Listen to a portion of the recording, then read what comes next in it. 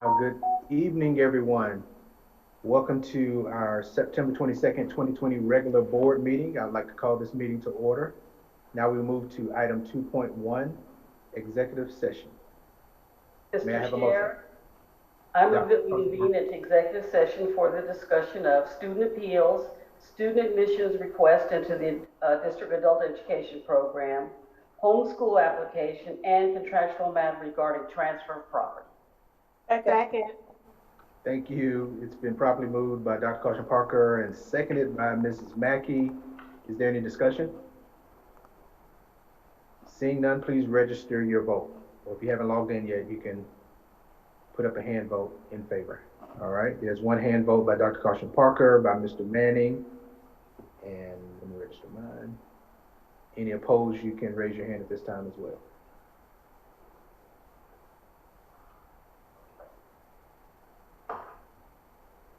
Dr. Hopkins, is that opposed or in favor?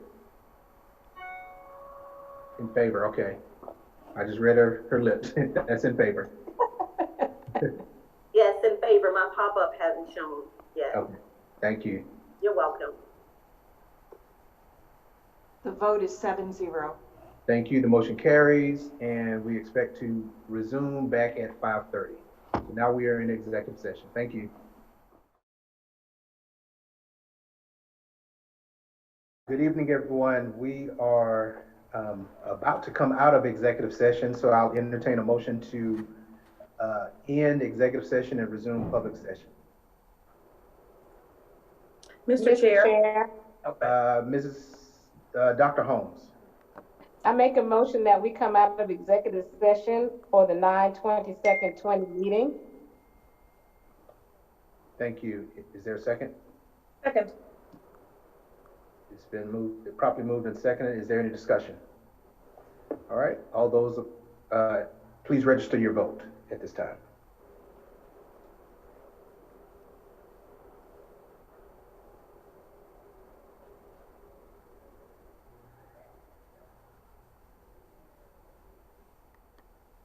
The vote is 7-0. Thank you. Motion carries. And so we are now back into public session. In executive session, we discussed student appeals, student admission requests into the district's adult ed program, homeschool application, and discussion on a contractual matter regarding transfer of property. And those items were resolved at 4:59 p.m. Now we'll move to item 3.1, Inspirational Moment and Pledge of Allegiance. Mrs. Mackey. Thank you, Mr. Chair. This evening, we will have our inspirational moment rendered by one of our own District 2 teachers, Dr. Chris Hass. And just to give you a little bit of backdrop on him, we know he's a teacher, but just to give you a little bit more information about him, fun facts, as I like to say. Dr. Hass is a second and third grade teacher at the Center for Inquiry. This is his 18th year of teaching, 14 of which have been right here in Richland 2. In addition to earning his PhD in language and literacy from the University of South Carolina and working as an adjunct professor, Dr. Hass has also served as an advocate for public education and recently co-founded the Equity Through Education Collaborative, a coalition of educators, parents, and community leaders dedicated to supporting social justice efforts in the classroom. And today is the publication date of his very first book, Social Justice Talk, Strategies for Teaching Critical Awareness. So congratulations on that, Dr. Hass.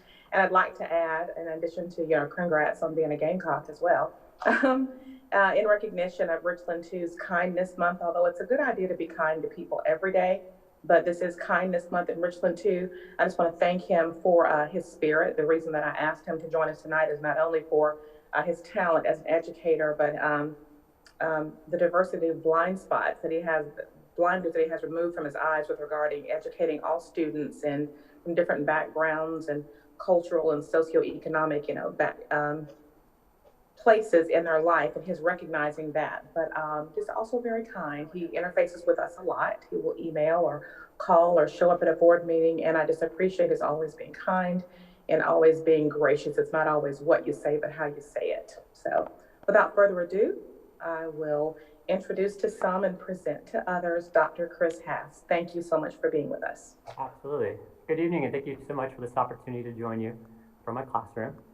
So I want to share with you a story I feel connects really well in this moment in some very meaningful ways. A couple of years ago, our school came across a book by Holly McGee titled Come With Me. And in it, Miss McGee had written it as a response to what she saw happening in her city, New York, after the events of 9/11, as well as after the bombings in Brussels, where a friend of hers had lived 15 years later. So in conversations back and forth, they both found that in the face of all the hatred and the racism and the fear-mongering that grew out of these tragic events, simple acts such as going out again to walk the dog or ride the subway or shop at the Moroccan grocery seemed significant. Though each of these actions were tiny, they both knew in their hearts that sometimes committing ourselves first to small actions can become a launching point from which to begin making a difference. So the book begins with a young girl sitting all alone in front of a television. And the text reads, "All over the world, the news told and retold of anger and hatred, people against people. And the little girl was frightened by everything she heard and saw and felt. She asked her papa if there was something she could do to make the world a better place. And her papa said, 'Come with me.'" So throughout the book, the young girl and her parents visit the subway platform, they ride the train, and they go to the grocery. And in doing so, they see a world much larger than themselves and so much more complex than the images that flash across the TV news every night. The little girl learns that there's power found in seeing others for who they are rather than what others say about them. She learns one single person does not represent a whole family, an entire race, and certainly not all the people of a land. In the end, she asks her parents if she can do something on her own. And in doing so, she learns that no matter how small we might feel within a world so large, our actions do still matter. We all have the power within ourselves to make a difference. So I spent a lot of time thinking about this book this summer, especially this image that I shared earlier of the little girl sitting in front of the TV news and trying so hard to make sense of what she saw in front of her, feeling frightened of the world and wondering if there's anything that she could do to make it better. Because I think that little girl represents so many of our kids here in Richland too, in South Carolina and across the entire nation.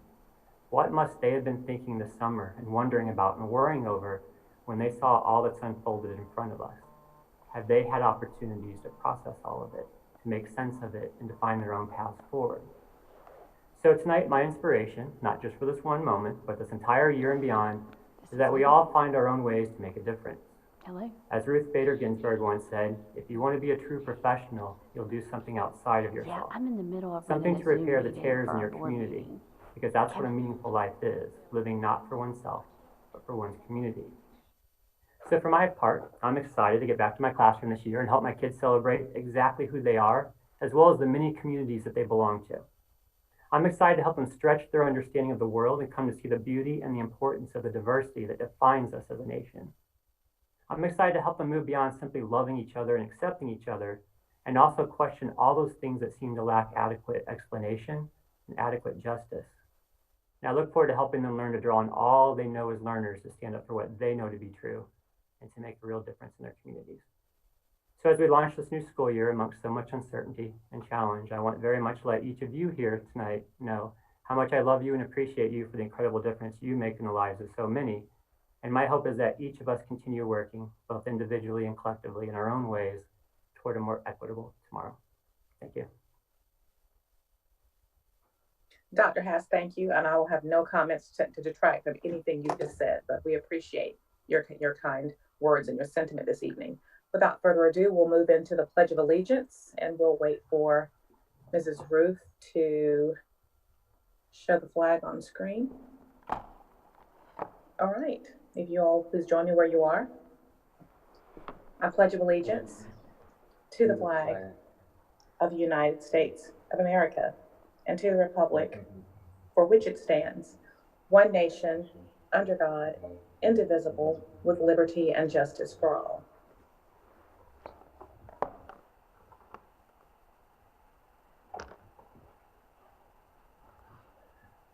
Thank you, Dr. Haas and Ms. Mackey. Those are truly inspiring words, words to actually live by. Thank you. And now we'll move on to item 4.1, approval of agenda. Is there a motion? Mr. Chair, Ms. Mackey? I move to approve the September 22nd, 2020 agenda of the regular board meeting of the Richland 2 School Board of Trustees. Thank you. Is there a second? Second. Seconded by Dr. Holmes. Any discussion? Seeing none, please register your votes at this time.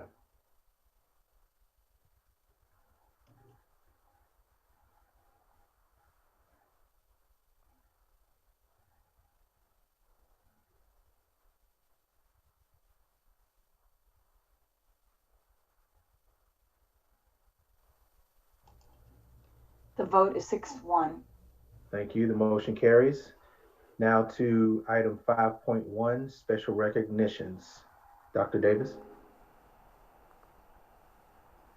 Thank you, Mr. Chair. Mr. Chair, members of the board, and to our viewing community, good evening to all of you. We have our special recognitions this afternoon or this evening, and they will be presented by our Senior Chief of Communications, Ms. Libby Ruth. Ms. Ruth? Thank you, Dr. Davis. I have the privilege of introducing and recognizing our Teachers of the Year for the 2020-2021 school year. If we were in person, this would have been the meeting where we bring all our new class of Teachers of the Year to the board meeting to be recognized and honored and to receive their door plaques. We have sent them their door plaques, but we still wanted to recognize our Teachers of the Year. They started this process back in actually December of last year and did their applications. We went through the judging, and we got to a point when the schools closed that we held off and did not finish the process until we came back this fall. And we modified a little bit and did interviews with our 5 finalists. And so, as some of you may have seen last week, Dr. Davis made a surprise virtual visit to our Teacher of the Year. And give me just a minute. I'm running multiple things here. So, see if I can get my slide to advance. Trying to do something new tonight. So, give me just a second. There. So our new Teacher of the Year is, for the 2020-2021 school year, is Trafina Cuffey from Muller Road Middle School. I want to tell you just a little bit about Miss Cuffey. She is a 6th grade teacher at Muller Road Middle School. She teaches science in the Leadership Academy. Ironically, Miss Cuffey believed teaching was the last thing she wanted to do until she started tutoring while in graduate school. She took her training in scientific research into the Program of Alternative Certification for Elementary Educators, also known as PACE. She is now in her 7th year of teaching. Now for our honor roll teachers, these are the 4 finalists who made it to the second level of the process. We have Tanya Williams from Forest Lake Elementary, Watasha Taylor from Longleaf Middle School,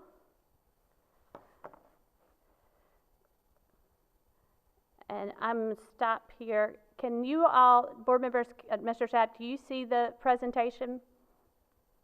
Yes, ma'am. Okay, so you see the, I get text messages from participants out in the, watching it on live stream, and just make sure that it's showing up on that for them and for y'all. Yes, ma'am. Okay, thank you. So back, we have Watasha Taylor from Longleaf Middle, one of our honor roll teachers, Samantha Rainwater from Richland Northeast, also an honor roll teacher, and Keely Hitchings, whose photograph has done something very strange for me. It did not look like this a few minutes ago. She is a teacher at Ridgeview High School. I apologize, Ms. Hitchings, for that photograph. We will have this posted elsewhere, and it will be correct. Now, That's what you call a side eye. She's giving us the side eye. That is correct.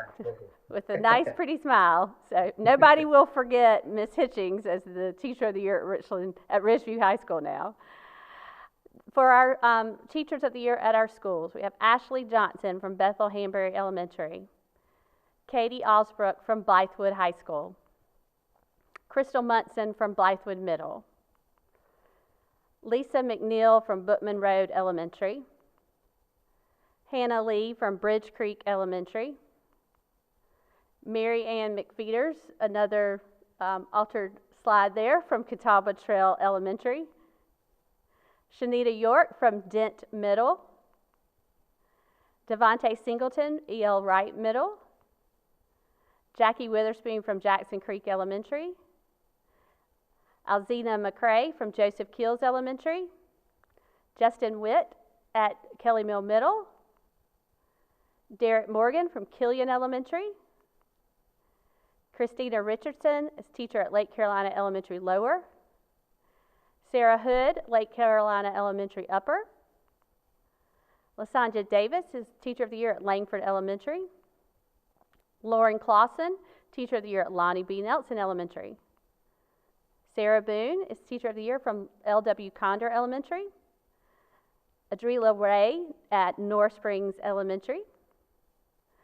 Danielle Bland, Teacher of the Year at Polo Road Elementary. Jessica Avent from Pontiac Elementary. Janiyah Sumroff is Teacher of the Year at Rice Creek Elementary. Ramonica Pendarvis from Round Top Elementary. Kelly Dinkins, Sandlapper Elementary. Jennifer Wargle, Spring Valley High. Kenesha Johnson, Summit Parkway Middle. Katrina Hampton from Westwood High. Carla Tillman from Windsor Elementary. And that is our class of 2021 Teachers of the Year. It was definitely an honor to recognize them. Not quite what we would normally do, but we invited all of the Teachers of the Year to watch the board meeting tonight. So for those that were able to watch us, I know I express this on behalf of the board, who normally would be up here shaking lots of hands right now, board members. We would be filing them in and everybody would be shaking hands and they would get their plaques, which we know we can't do right now. So we thought this might be the closest best thing to that. So thank you for the opportunity to recognize our 2020-2021 Teachers of the Year. They have a special and unique year ahead of them, and they are teacher leaders for their schools, and we appreciate so much of what they do. Thank you. Thank you so much. Congratulations to them all. And now we will move to our consent agenda, item 6.1. Is there a motion?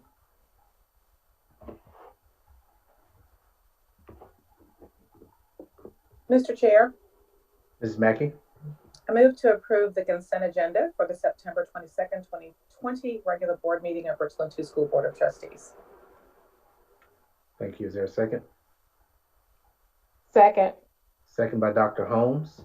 Any discussion? Seeing none, please register your vote at this time.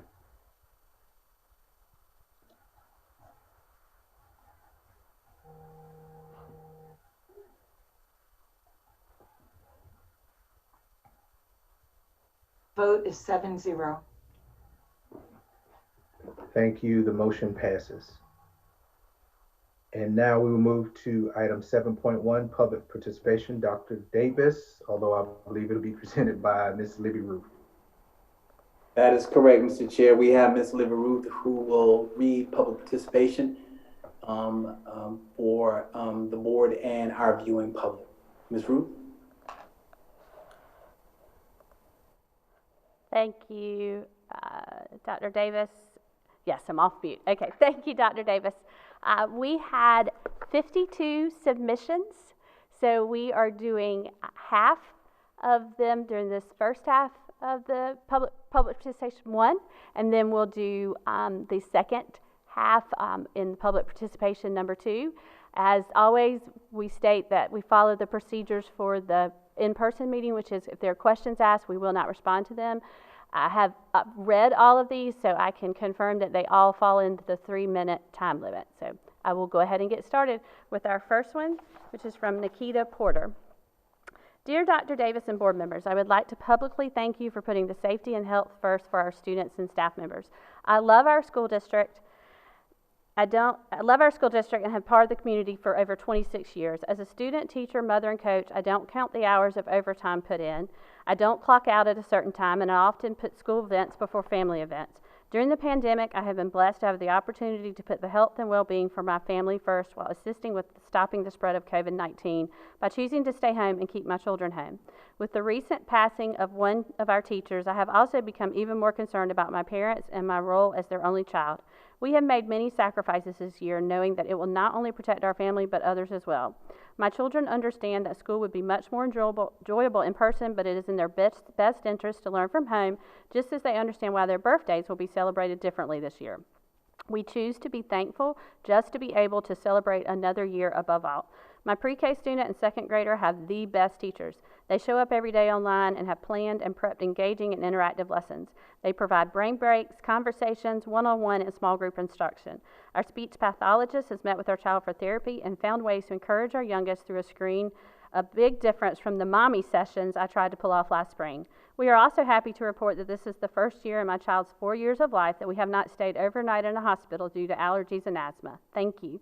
Thank you for keeping us safe. We have faith that science will prevail and face-to-face instruction will return in the future. When we do, teachers and students will have new technological skills that they may not have otherwise developed. We also continue to keep you all in our prayers, as I know you hear a lot of negativity, and it has not been easy to make the decisions that have been made. From Wendy Platt. I try to simplify my calls for decisions in ways that tell a story. Here's how I envision this. One teacher could be exposed to 100 students over a week at least twice. Assuming each student has at least 3 people in their homes, that student brings 300 people into the classroom. If 2 of their family members work, let's say that each working family member comes into contact with 50 people at a minimum totaling 100. That is an additional 100 brought into the class multiplied by 100 students. To do the math, 100 students plus 300 family members plus 1,000, 100 outside exposures multiplied by 100 households, totals 1,400 possibilities for potential COVID-19 contact and transmission daily for each staff member and our students. Have we addressed the need to train grief counselors to respond to when a teacher or student dies after returning to the classroom?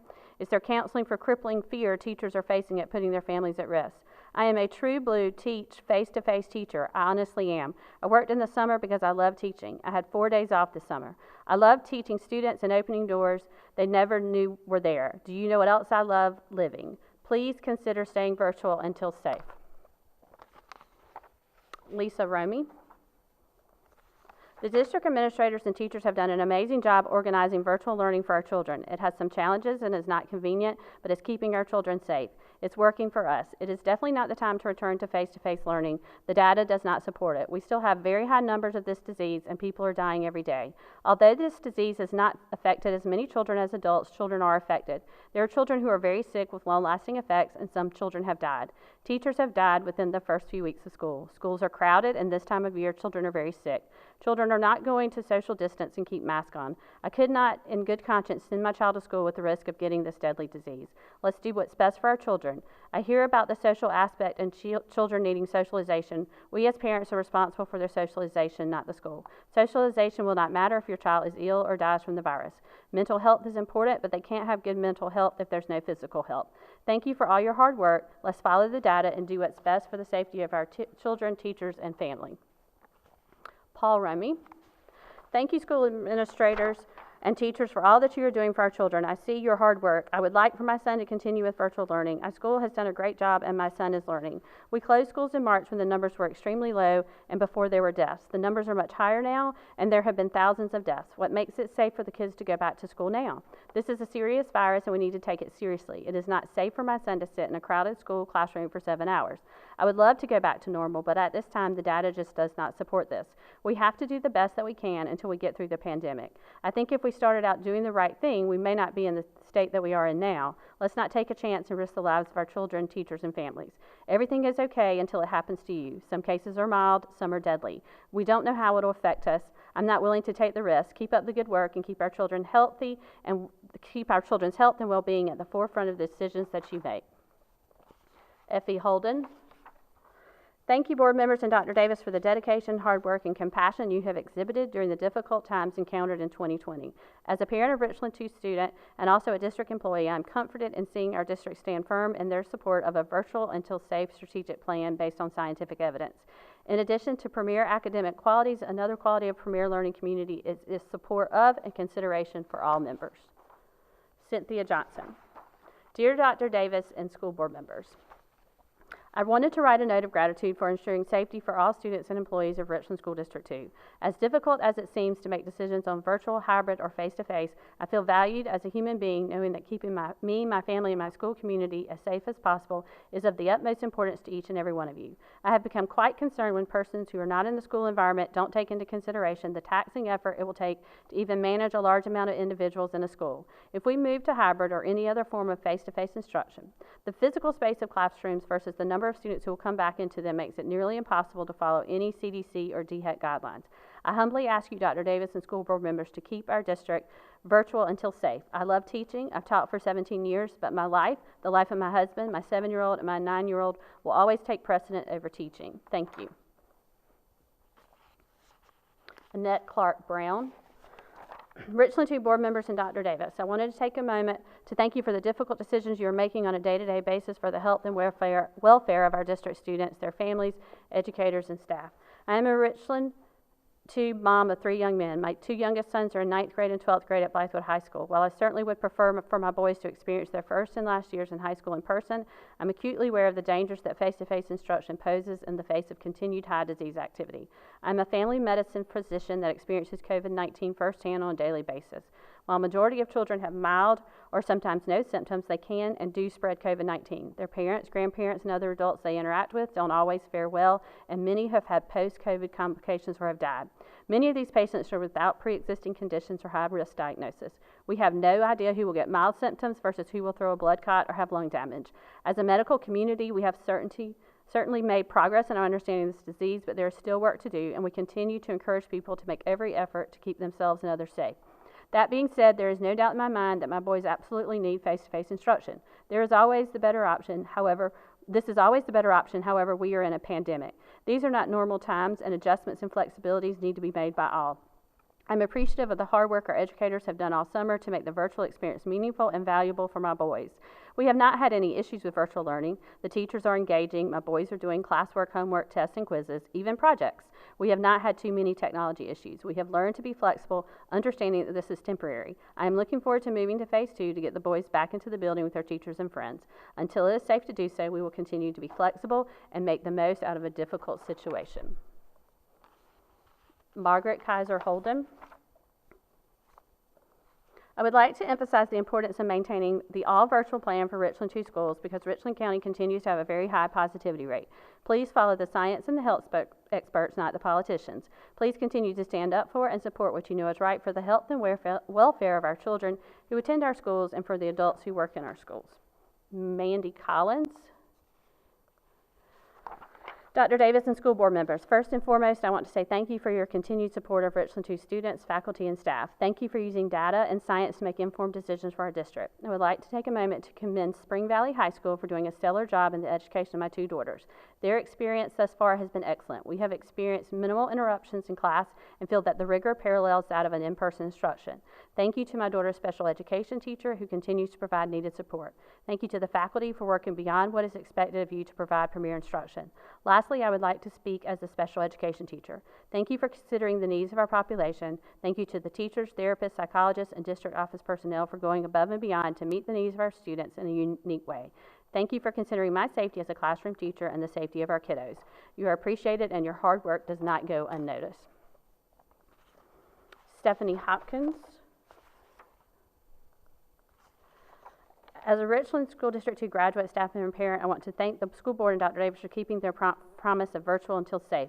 Virtual learning as a staff member and parent has not been easy, but it's what's working out. I fear that if students and teachers begin phase 2 before it is safe, we will start virtual learning again within weeks of face-to-face learning. The end goal is for students to remain healthy and safe as they learn. I feel that remaining virtual until safe is the best way to do just that. William Myers. I am not a parent, but I am a godfather, uncle, caretaker for my elderly mother and a Richland 2 employee. To consider reopening the schools is not considering the countless lives that will be impacted as COVID-19 claims the lives of students, teachers, and staff. How can this be said? In our schools, we see at the onset of flu season The teacher shortage is drastic and subs are limited. Student absences skyrocket, and let us not forget the number of kids that are sent to school sick. Is it really worth the lives that will be lost? Opening the schools now without a vaccine for COVID, with flu season approaching, is a cocktail for death. Anyone who works with our children, hands-on or face-to-face, has witnessed students sneeze in their hands and share germs through sharing chips. Consider the ripple from that small pebble. What quality education will our teacher if class time is spent policing kids to wear and keep their mask on? Our schools will become an ICU unit and morgue instead of a place for growth and development. Sharon Burvine Aldrich. Dear Richland County School Board, as a parent of a student in Richland School District 2, I want to commend the Superintendent Baron Davis for his leadership during these unprecedented times. The synchronous learning and the requirement of students to show their face ensures students are present and remain present. Consideration for technical issues was and the district is making the best of a difficult situation. I know the decision to keep schools closed did not come easy, but keeping the health and safety of students and staff in the forefront was necessary. As a physician, I know firsthand how contagious the spread of COVID-19 can be. Up until recently, common belief was COVID did not impact children, and even if that were the case, children are taught in multi-generational schools and live in multi-generational homes. It would be impossible to stop contagion. However, as you know, we now know from Donald J. Trump, quote, "This is more deadly. This is 5% versus 1% and less than 1%. So this is deadly stuff." Now it's starting out, it's just not all people, Bob, but just today and yesterday, some startling facts came out. It's not just older, young people too, end quote. We are in the eye of the storm. Children back in school will only lead to higher mortality for our area. The number are steadily increasing in college students across the nation. Dr. Davis's leadership and guidance has been exactly what the district needed, and I support the decision to continue online learning for the health and safety of the community. Glenn Ridings. I believe that under the current circumstances, it's still too dangerous to return to face-to-face classes. The recent deaths of the Richland 2 educators underlines this fact. I'm a teacher who has 2 of those underlying illnesses and an 89-year-old mother that I take care of. I strongly urge you to take the route of continued caution, virtual until safe. Deidre Rumpf. Thank you, Dr. Davis, for standing firm and protecting the students and employees in our district. Latha Dickey. Richland 2 has done an excellent job making safety a top priority for its schools. The pre-COVID safety proposals and various changes made throughout the district to keep students and staff safe from outside dangers was seemingly implemented with very little issue and very much appreciated by those of us who had children attending district schools.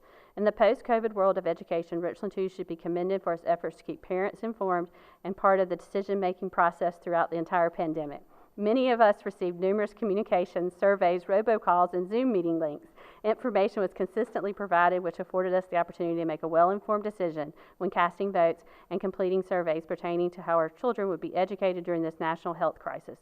The Facebook Live updates and the willingness of Dr. Davis to address the concerns of the parents is more than comforting during these uncertain times.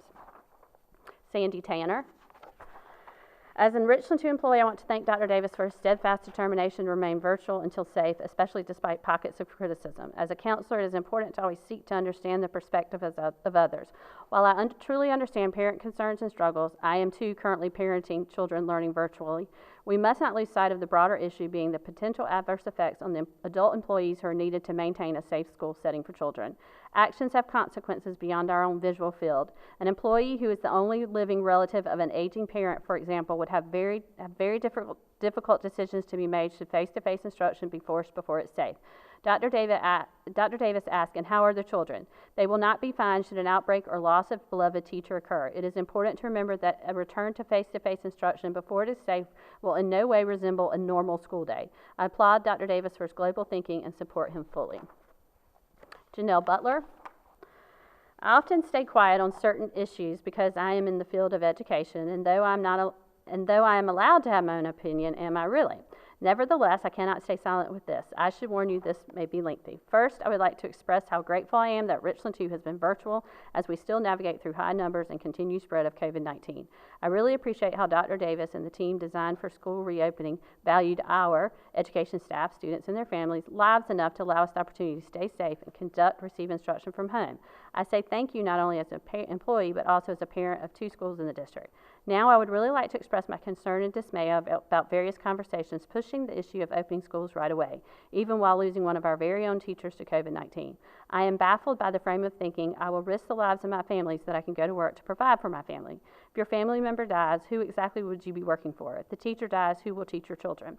If a child or staff member comes to school who is infected with the virus and spreads it to others, what do you expect the schools to do? Should we stay open until we are all affected or pass away to provide people with the convenience of free babysitting? Now, I know that's a lot of what ifs, and surely I'm aware that anything can happen to anyone at any given time. I am no novice to life. However, I also don't go tightrope walking with flip-flops on and expect not to fall. Bringing hundreds of children and adults together and expecting no one to get this deadly virus is exactly like tightrope walking with flip-flops on after you grease your feet with baby oil. I am truly saddened by the loss of one of our very own teachers. I really just can't even comprehend the magnitude of all that is going on, but I do know one thing. These pandemics we've been enduring have truly made me value life all the more. My life, the life of my family, the life of my friends, everybody. I can't see risking my life or anyone else's by making decisions of convenience. All I am left with is prayer, so I will pray. Caitlin Clem, thank you for continuing to use scientific data to inform decisions about returning to face-to-face. I am extremely grateful to be in a district that cares for the lives of its students, staff, and families. Thank you. Sade James Bethia. Hello, school board trustees and Superintendent Dr. Davis. I'm a parent of a second grader who attends Center for Knowledge and sixth grader who attends Dent Middle School. I would like to thank you all for your continuous efforts and commitment to ensuring the safety of children, teachers, and all school staff members. I am proud of the teachers of Richland 2 for their creativity, flexibility, and the commitment they have displayed during this time of uncertainty.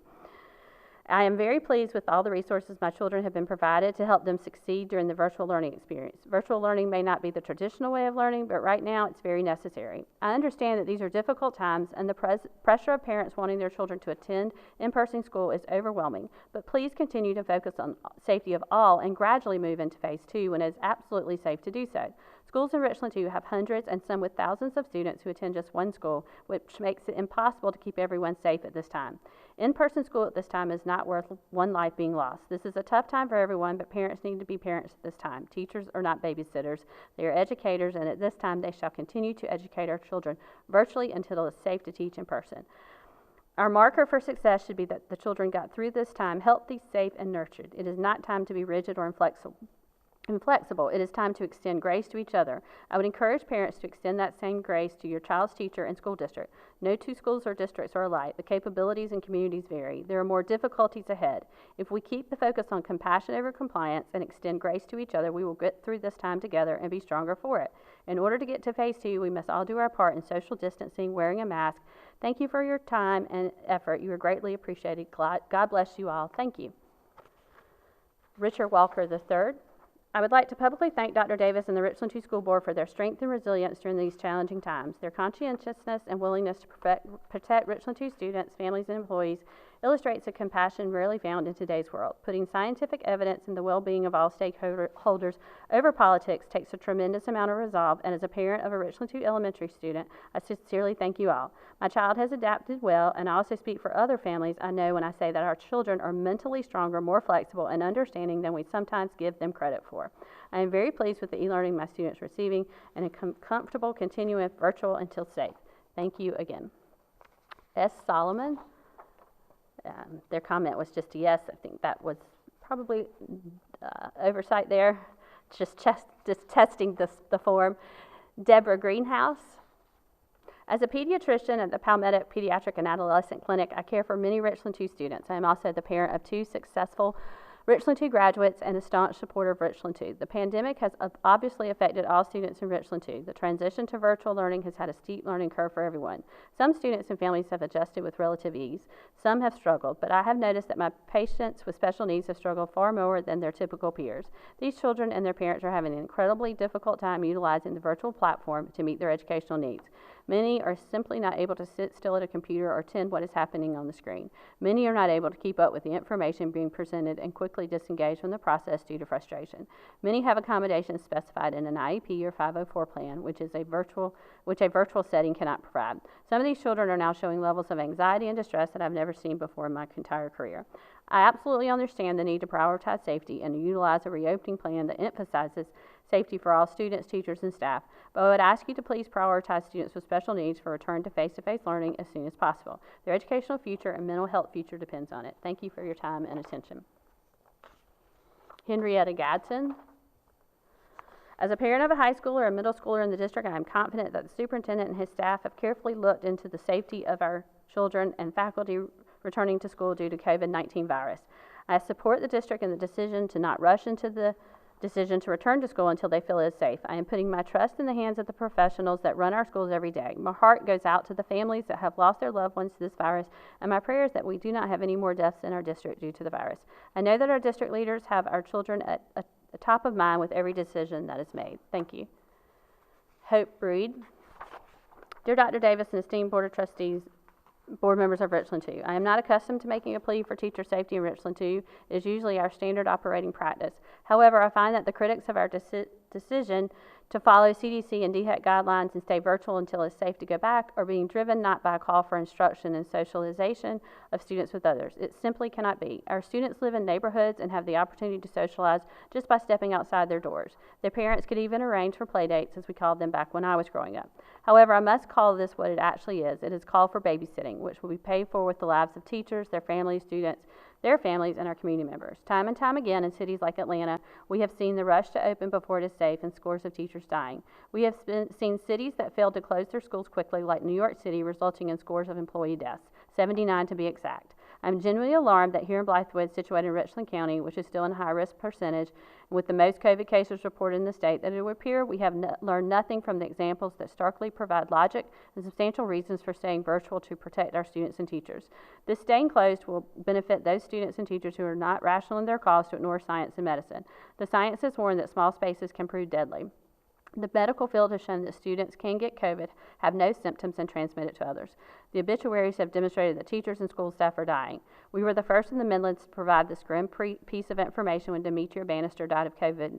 Moreover, students with health problems are more at risk. Students of color are more at risk. Why would we burden a family financially, emotionally, spiritually, and physically with the real threat of seeking expensive medical care for the sick child or teacher?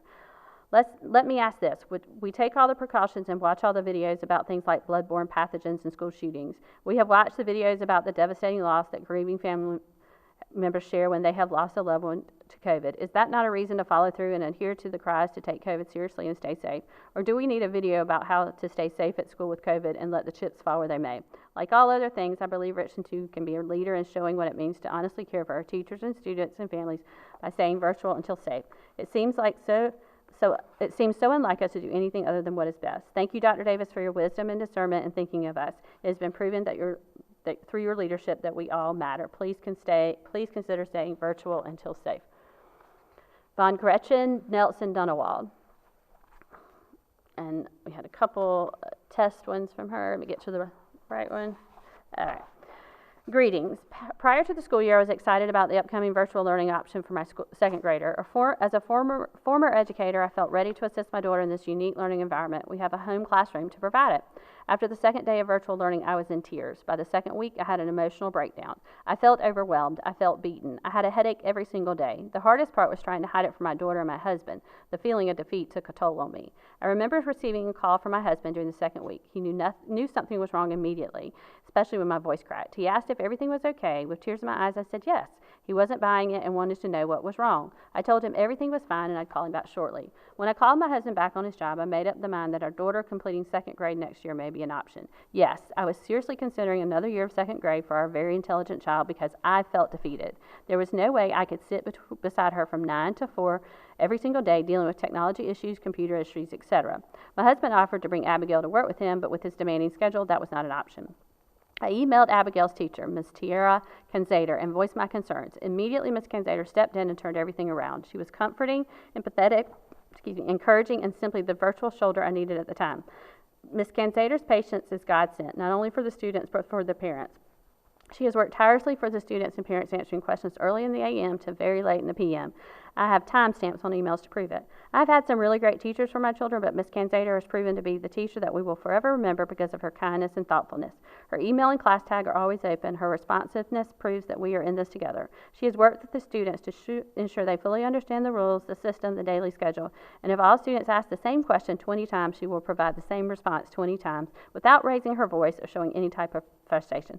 She has single-handedly made our family life better. Teachers like Mrs. Canzader should be recognized and rewarded for not only adapting during these unexpected changes, but helping others along the way. Thank you, Ms. Canzader, for being such an awesome person, a wonderful teacher, and advocate for our child's education. Your patience, countless hours, and determination do not go unnoticed. Yolanda Singleton. As a parent and educator, I would like to give thanks to Superintendent Dr. Davis and the Richland School District 2 board members for caring about our teachers as well as our students. Why place anyone in harm's way if you do not have to? Putting emphasis on safety first for students, but also teachers, is commendable, especially since teachers are so often an afterthought by the people in charge. So thank you, and continue doing what you are doing.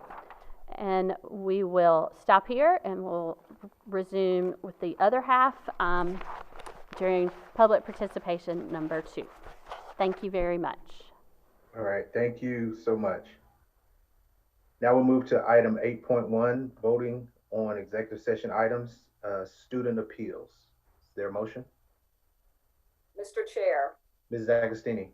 I would like to make the motion that we uphold the district's decision for student number 1. Thank you. Is there a second? Second. Second by Dr. Holmes. Any discussion? Seeing none, please register your vote.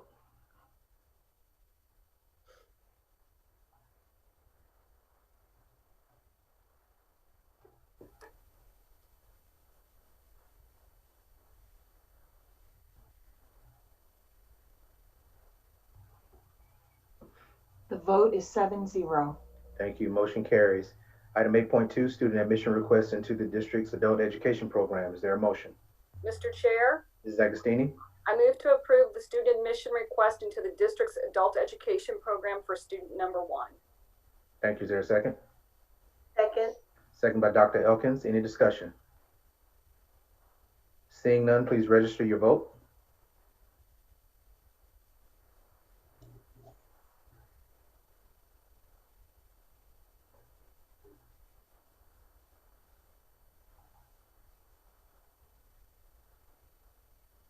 The vote is 7-0. Thank you. The motion carries. Next item, item 8.3, homeschool application. Is there a motion? Mr. Chair, Mrs. Agostini. I move to approve the homeschool request for student number 1. Thank you. Is there a second? Second. Seconded by Dr. Elkins. Any discussion? Seeing none, please register your vote.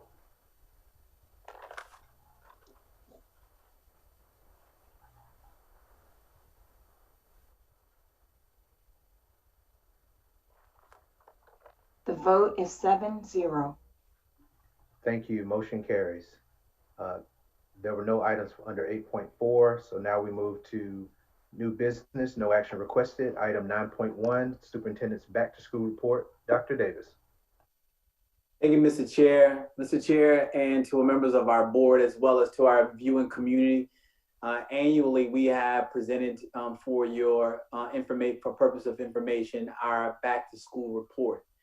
And so we thank you for the opportunity to present the annual Superintendent's Back to School report again this year. And as many members of the Richland 2 family know, this report is a long-standing Richland 2 tradition. And so this year, when so many of our traditions and normal ways of doing things have been sort of set aside, I hope that we can find some comfort and reassurance in the sharing of stories, facts, and figures from the start of yet another school year, a new school year here in our district. I want to start out just by sharing with you and giving an overview of our 2021 goals. And there are 6 specific goals that we'll outline this year for us to focus on. But not surprisingly for any of you, you probably see at the very top of the goals is to simply manage through COVID. I am convinced, as many of I'm sure you all are, that this is not a short-term task. We will be managing through COVID for some time now, and so that's something that has to be priority number 1 as we continue to do that. But before I go talk about the specific ways in which we're going to work on this goal, I want to report our current student count. And this is always one of the first and most anticipated pieces of data from our annual back to school report. And so on day 10 of the 2021 school year, our student count as it stands on day 10, as it stood on day 10, was 27,822 students.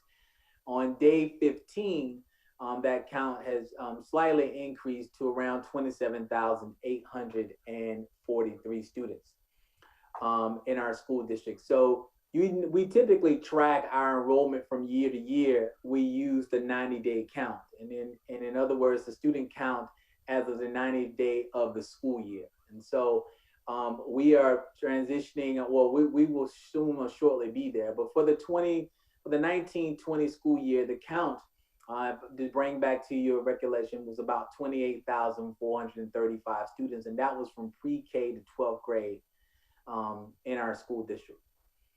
We're looking at also, you see information regarding the meal count in our school district. The meal count in our school district as well, on the 10th day of school, you see that we have the first 10 days of school in the 2021 school year, our food service partners, Sodexo, distributed about 12,580 meals. One of the ways we are managing through COVID is through the development of a meal plan for phase 1 when we were all virtual. And so breakfasts and lunches are given out at 8 school sites and 13 community sites. Initially, we had to change from some of these for some of these meals, as a USDA waiver was not extended at the end of the summer program. But thankfully, the USDA changed course on August the 31st and announced that the waiver would be extended until December 31st. And so just last Friday, we also learned that we can now give out meals for the weekend. And so starting this Friday, meals will be given out at the 8 school sites. Students will receive 3 breakfasts as well as 3 lunches on Fridays to get them through the weekend. In addition to that, we're talking about technology as meeting the needs of our students, and how do we use technology to meet the needs of our students. It is actually the second goal, and it goes hand in hand with our efforts to manage through COVID. Approximately 26,934 students in kindergarten through 12th grade have district issued devices that they are using for e-learning purposes at home. At this time, the district has approximately 487 hotspots checked out to families. When parents report that they're having difficulties with sustaining internet access for their children in situations where the student is moved from place to place during the course of the week, the district assigns a district-owned mobile hotspot. Even if the family has Wi-Fi at home, they have an ability to receive a hotspot. And so in some cases, the family's child care practice places the child with family and friends who don't have access to those particular households. And so we're providing them with the hotspots as needed. The district IT department is operating several service and support depot centers located at schools in the district, and these centers provide device hardware support in the event students are having hardware difficulties. The district is continuing to maintain the Wi-Fi zone at 18 locations throughout the district, and they are always available 7 days a week. To find out more information on where those Wi-Fi zones are, anyone can visit our website. Just go to www.richland2.org/Wi-Fi. Before discussing the remaining of our goals, I would like to report on 3 examples of how we have been managing through COVID. And this is about starting with our community visits. First, I want to highlight the community visits from September the 2nd through yesterday, on September 21st. Teams from our schools have made approximately about 25 community visits. And as a result of the 25 community visits, we have seen and touched 502 students. The site visits occur from about 11:30 a.m. to 12:30 p.m. at the community sites that are designated as delivery locations for meals during phase one, as well as Birch Park in the Summit and Woodfield Park area on Mondays or Wednesdays of each week. The Richland 2 Communications Office notifies our families who live in these neighborhoods when the site visits will occur and when it will be in the area. The most impactful data that have come out of these visits are the anecdotal stories of how our school staff have connected with our families. A school connected with a grandmother whose grandchild recently moved in with her. The family received supplies, school supplies, and more importantly, established relationships with the learning support support staff at the school who can assist that family from this point forward. A family who recently lost their home, we were able to provide, the social worker was able to connect with them, and they were able to receive some technology support that they needed, i.e. a hotspot. The family of a new student who is an English language learner met the student's ESOL teacher at one of the community visits. And we've also had new students who had reached out to the school counselor that they were worried about getting to know other kids and other students and staff because they were new to the school. And so during the community site visit, the student met with her school social worker, her ESOL's teacher, and other staff who will then support this student in their transition throughout the school year. And the last anecdotal story I would share is that a hotspot was delivered to a family who didn't have transportation to pick it up. So we made a visit to drop that device off to those families. And as you all know, I'm really excited about our opportunity to take a lot of our services out into the community and touch our students. So I'm very happy to report that, as I said, of the 25 site visits we've had thus far, we've been able to touch 502 different students this year in the first few days of school, and ensuring they get what they need. In addition to that, a major effort in managing COVID has also been the improvement to e-learning from the last spring to now. The foundations for that transformation has been the establishment of the Richland 2 e-learning framework and the professional development to support that framework. So we've had more than 2,000 classroom teachers complete the e-learning professional development before school started. The initial training of our teachers focused on three important areas: the e-learning instructional model, designing it. The number two was the e-learning best practices, and three, professional development in managing for e-learning. As I've shared with you all in the past, there is a different pedagogical approach to teaching virtual than it is teaching brick and mortar. And so it was important for us to make sure that our staff had the essential skills to be able to do so.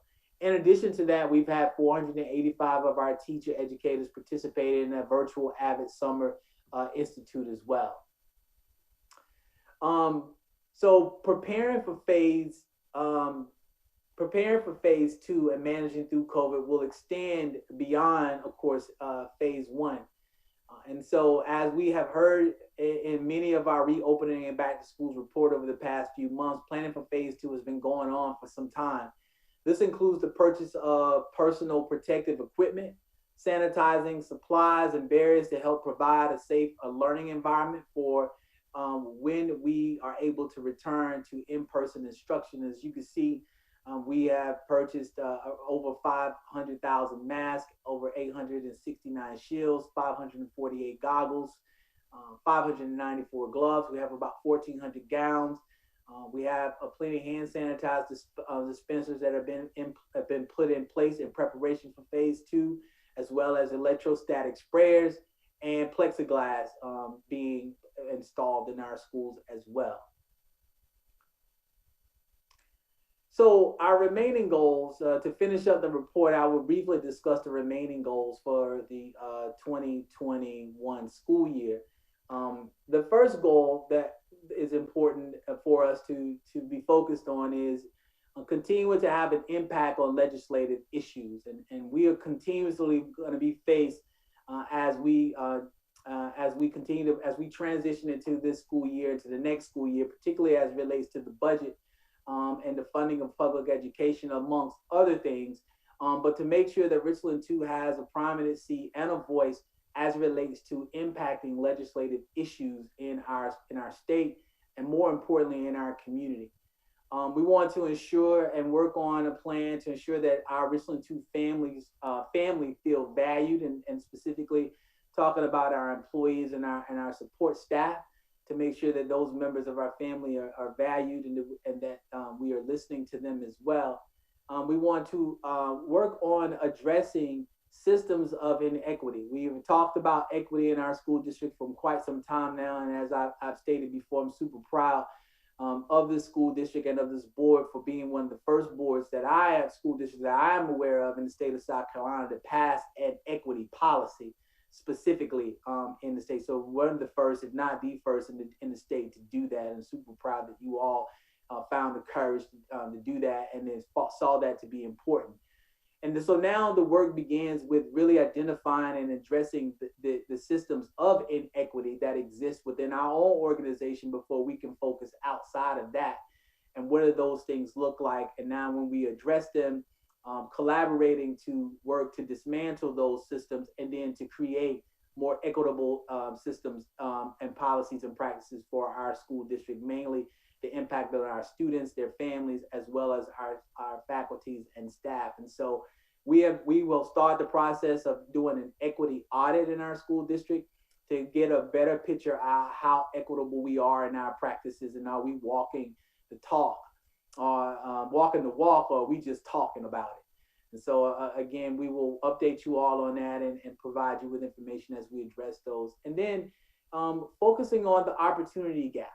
I've been doing some extensive research on the achievement gap and the opportunity gap, and really getting a really good understanding of what impacts the achievement gap. And the primary data that I've been reviewing shows that the opportunity gap that exists in schools is a primary culprit of the issue of achievement. And so we will continue to work on those and address those gaps. And so we've already convened a meeting with our academic department as well as our accountability department to start looking at this data and disaggregating this data as deeply as we possibly can, to get a very clear picture of what where our baseline information is, and then working on a plan to establish to begin to close those gaps as they exist in our school district. So that is my back to school report. I provide this information for you all for you. I provide this report for your information, and stand ready to answer any questions should you have any. Thank you, Dr. Davis. Board members? Mr. Mrs. Chair, Mackey? Mrs. Mackey? just wanted to thank you for the information. This is a fluid situation. Things are changing day by day. The point that you made about a teacher's style of teaching being different virtually than it is face-to-face, and the efforts that you've made to ensure that type training and the things you put in place. Just wanted to thank you for providing us with this information in the midst of keeping the main thing. We're in the midst of a COVID, and I appreciate the efforts that you all are taking to try to keep our staff, our students, and our community safe while educated as to the best of our ability during this time. So thank you for your information, Dr. Davis, and your transparency. Thank you, Dr. Elkins. Yes, Dr. Davis, I just wanted to say thank you for that report. And I really enjoyed the community event that several of the board members had an opportunity to attend with you. And just having an opportunity just to talk with some of the parents and talk with some of the students was very exciting. And just one parent in particular was just excited to see you at the event and wanted to meet you. So I just want to say thank you for inviting the board members and just allowing us to be a part of that as well. It was a great turnout and great event. So thank you. Thank you. Ms. Agostini? Thank you, Mr. Chair. Dr. Davis, you had said, and I'm sorry, I was writing the numbers down. I didn't catch it. What was the enrollment for 2019? You had stated that at the beginning of the presentation. You're muted. You're muted, Dr. Davis. So at the 10-day count for 2019, the day 11 count for 2019 was 28,551 students. In 2018, it was 28,407. Okay. Thank you. And what was our projected number of enrollment for this year? Do you know that prior to? I think we talked about it briefly before. Our projected enrollment, I don't have that number at the top of my head right now. The 90-day count for last year was 2019-2020 was 28,000, about 435 students. If I'm not mistaken, from another presentation, we said that the projected enrollment for this year is just north of 28,000. I can get that number specifically. I can get that number and share with you all specifically. I do have it. I just don't have it in this report. Okay. Well, and what I'm curious about is how many students we've lost and how that unenrolled, or I'm not sure exactly what we call it, but left the district wanting another educational opportunity to go to private schools or homeschool. I am sure that many. I have spoken to some parents, and I am sure that many of them did to unenroll. That is not uncommon in the state of South Carolina. So we're not the only school district that is faced with that. I think SC Virtual, for example, South Carolina Virtual Academy had a total of 34,000 students for the entire school year last year. In the first 9 weeks of school this year, they are already at 39,000 students. So they have over 5,000 more students in SC Virtual in the state of South Carolina than they had all of last year in the first few days of school. So they're not just enrolling to go to private schools. Some of them are unenrolling across the state to go to virtual schools because some districts can't provide the virtual format that others can. So everyone's kind of experiencing some loss and gains here and there. I think after COVID has settled, we'll have a better idea of the net we'll have a better idea of the net loss and gains for our school district. So our total projection, I believe, is roughly, I think it's 28,000. I've just got the information. It's 28,619 students is our projected enrollment for this school year. Okay. My question was going to be, how does it impact the budget when we lose students? Will we feel it this year? Do we anticipate it this year? Not just because of the pandemic, but because of the loss of students. Oh, absolutely. I mean, the loss of students, there's a loss of the funding that comes along with the loss of students. So I can't, and probably would err on the side of caution to say that it will have a significant impact or not have a significant impact on the school district, because I don't know what that loss will be at this time. Once we have a better understanding of what that would be at the 90-day count, and when in the 135th day, when we're looking at the funding for next school year, we'll be able to make a better determination if those loss of students will have a significant impact on our school district. Okay, and I have one final question. A lot of parents, on the board's heard from a tremendous amount of people, especially the special education and special needs parents, along with parents for various reasons that want their kids back to school. What has been the district's response to Superintendent Spearman's memo that she sent out last week, encouraging us to prioritize offering a return to face-to-face instruction to the traditional model? Where does Richland 2 stand with that? We had our meeting with the state superintendent on last week, and as I shared on Facebook Live on that Friday after the meeting with Superintendent Spearman, where our position was, our agreement with the state superintendent was for us to monitor our data every 2 weeks alongside of the state superintendent's office, which we did. And we share with her many of the information I've just shared with you regarding the distribution of Chromebooks, the number of meals provided, the number of touches that we've had out in the community, as well as how we are continuing to look at data to determine when it's safe for us to transition in phase 2.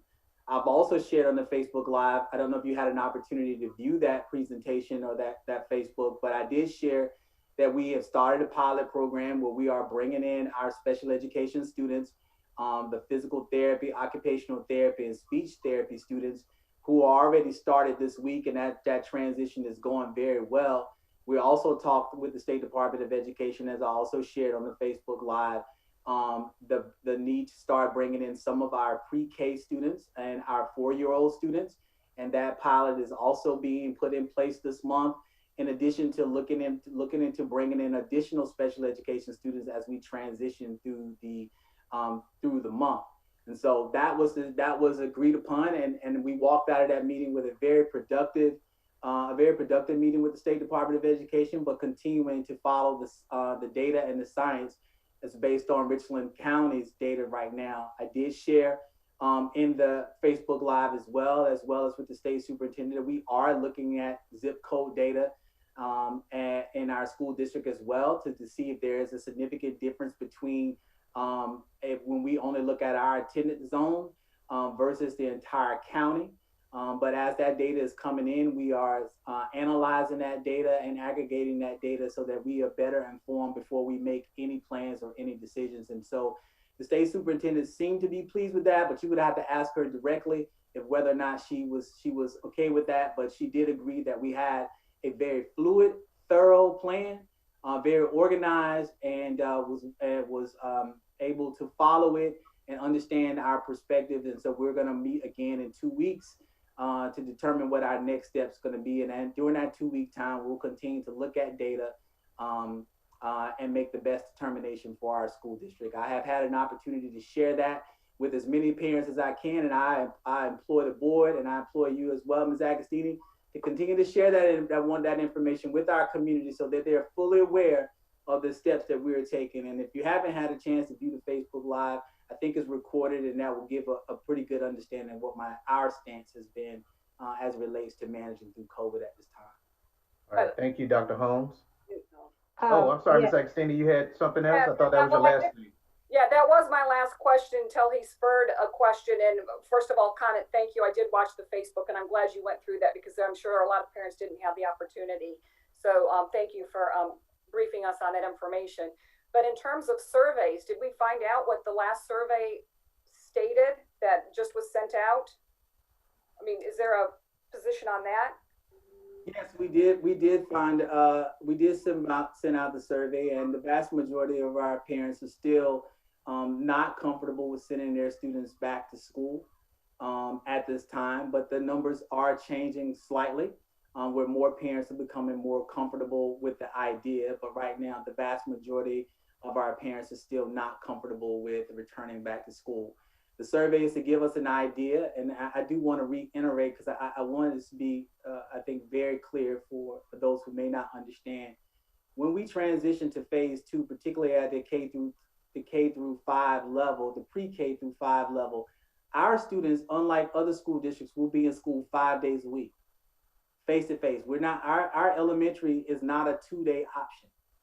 We will be in school 5 days a week. So when we transition, so that concern of loss of instruction, they will be picking that up quite rapidly in their 5 days a week program. So it is important that we be very careful when we go to that because we will be with them an entire week every day. So I think it's important that we be mindful and we be cautious, but we're not afraid. And so and to continue to practice a little patience as a result of that. In our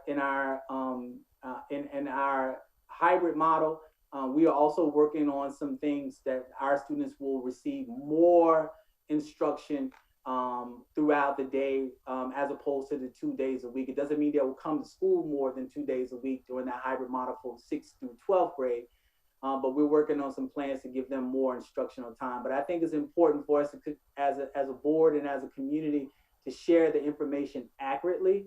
So again, 5 days a week is where we will be in phase 2, where others may still be in a 2-day-a-week thing. And for us, this is not a competition about what other school districts are doing, but I want the community to be very clear on what our plans are and why we're taking the precautions and the necessary steps to truly analyze the data and be data focused and data informed and not persuade by individuals, necessarily individuals' preferences. I'm sorry, Mr. Shedd, I have 2 more questions based upon just the information that's given. What did our teachers say in that survey? The vast majority of the teachers are also stronger than the parents at this time, still are not very comfortable with coming back to school. But did we see an increase in teachers that are willing to come back to school or want to come back to school? Yes. Okay. And then my final question, I'm hoping, thank you for your patience, is I think you had mentioned that special ed kids are already coming back to school. Did I misunderstand that? Yeah, I said that we have started our pilot program. I think we provided this information in the brief to the board regarding the return of our the pilot program. I also believe that Ms. Katina Davis also shared this information at a board meeting for the board's review in a presentation of returning to school. We are starting a pilot program that started this past Monday for students who receive occupational therapy, physical therapy, and speech therapy, and those students are coming to R2I2 to receive those therapies here on site. So they're not returning back to their schools, they're coming to R2I2 to get the therapy that we can't provide for them virtually. Well, and thank you for clarifying that. I wondered, there might be parents out there that are interested in how they can get their kids in these pilot programs. So that was the reason for my question. Thank you so much. I'm finished now. Thank you. All right, Dr. Holmes. Yes. Thank you, Dr. Davis, for such a great report. I appreciate all the efforts that you put into everything. But I do have a question, just a point of clarity. Because I keep hearing two different things, electrostatic sprayers, are they what we're going to use to what we consider deep cleaning, or is there something else that goes along with the electrostatic cleaning so it's deep cleaning? Because some people are saying that if you just spray this, that's considered the deep cleaning, but is that true or is that not true? That's not a part of our deep cleaning procedures. And there's so much information that has changed since then about whether or not the COVID virus can even live on surfaces and how long those droplets can live on surfaces. So we're cleaning basically every night and every day. We're cleaning thoroughly.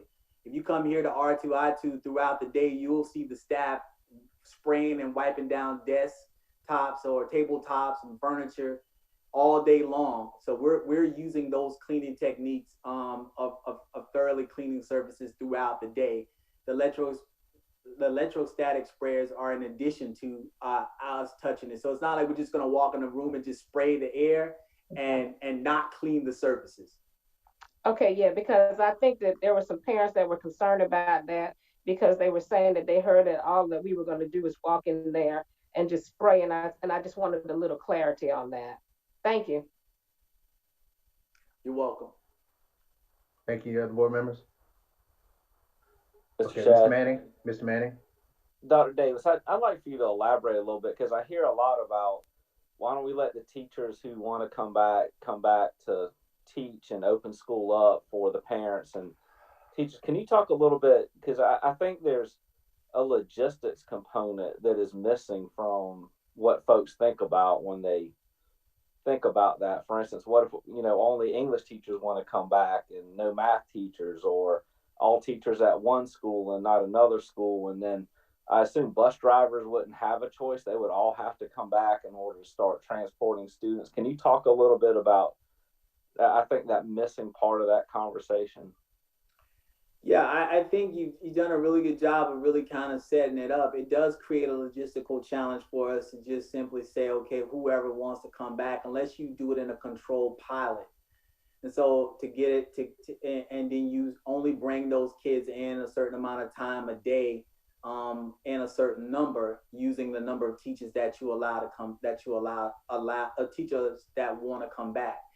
It also then creates somewhat of a burden on those, not a burden, somewhat of a challenge for those students who are remaining in where those teachers are no longer available for their students.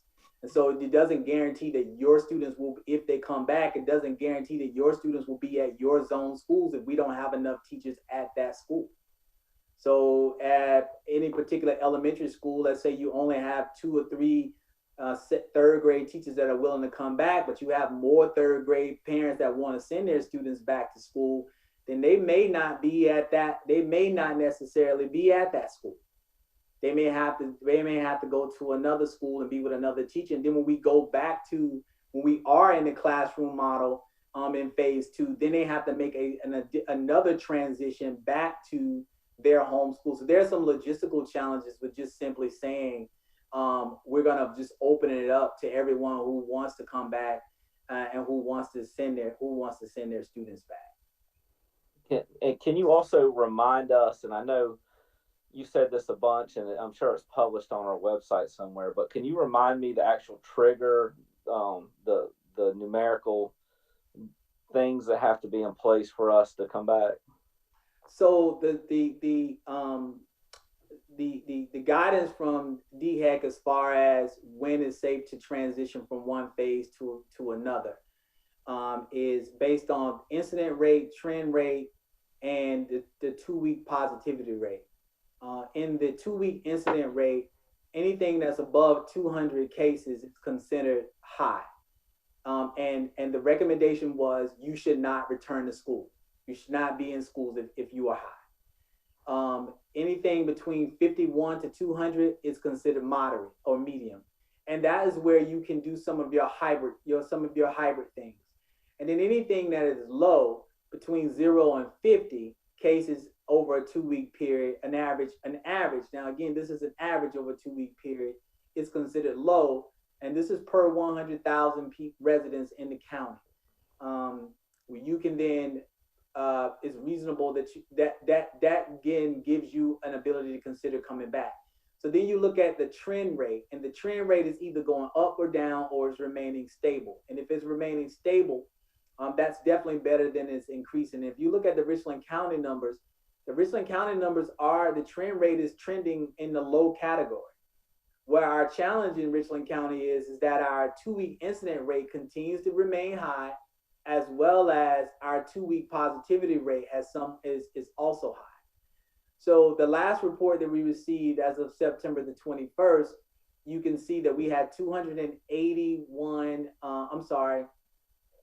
we had 281 cases. That's significant. That's a significant drop because we were at 400 and something cases. So we're getting close to being at a moderate, at a medium level. When you look at our trend, you see it's low. But then when you look at our positivity rate, you see our positivity rate is at 18%. So that's also that's going down quite a bit, because I believe it was over 20% at one time. And so we continue to monitor this data. And when it gets to we get cleared to be in the moderate, then we'll make the necessary adjustments to get us there. So we're trending in the right direction, and continuing to remain vigilant, continue to practice these measures that we've been practicing will help us. I don't know what else to add to that other than that, as I talk to our teachers around the district, and I talk to them on a regular basis. I met with a group of pre-K, a group of CDC teachers today to talk to them about the pilot program. Our teachers want to be in schools. They want their own personal children in schools, but they're also concerned about their own health and well-being, as well as the health and well-being of their own students.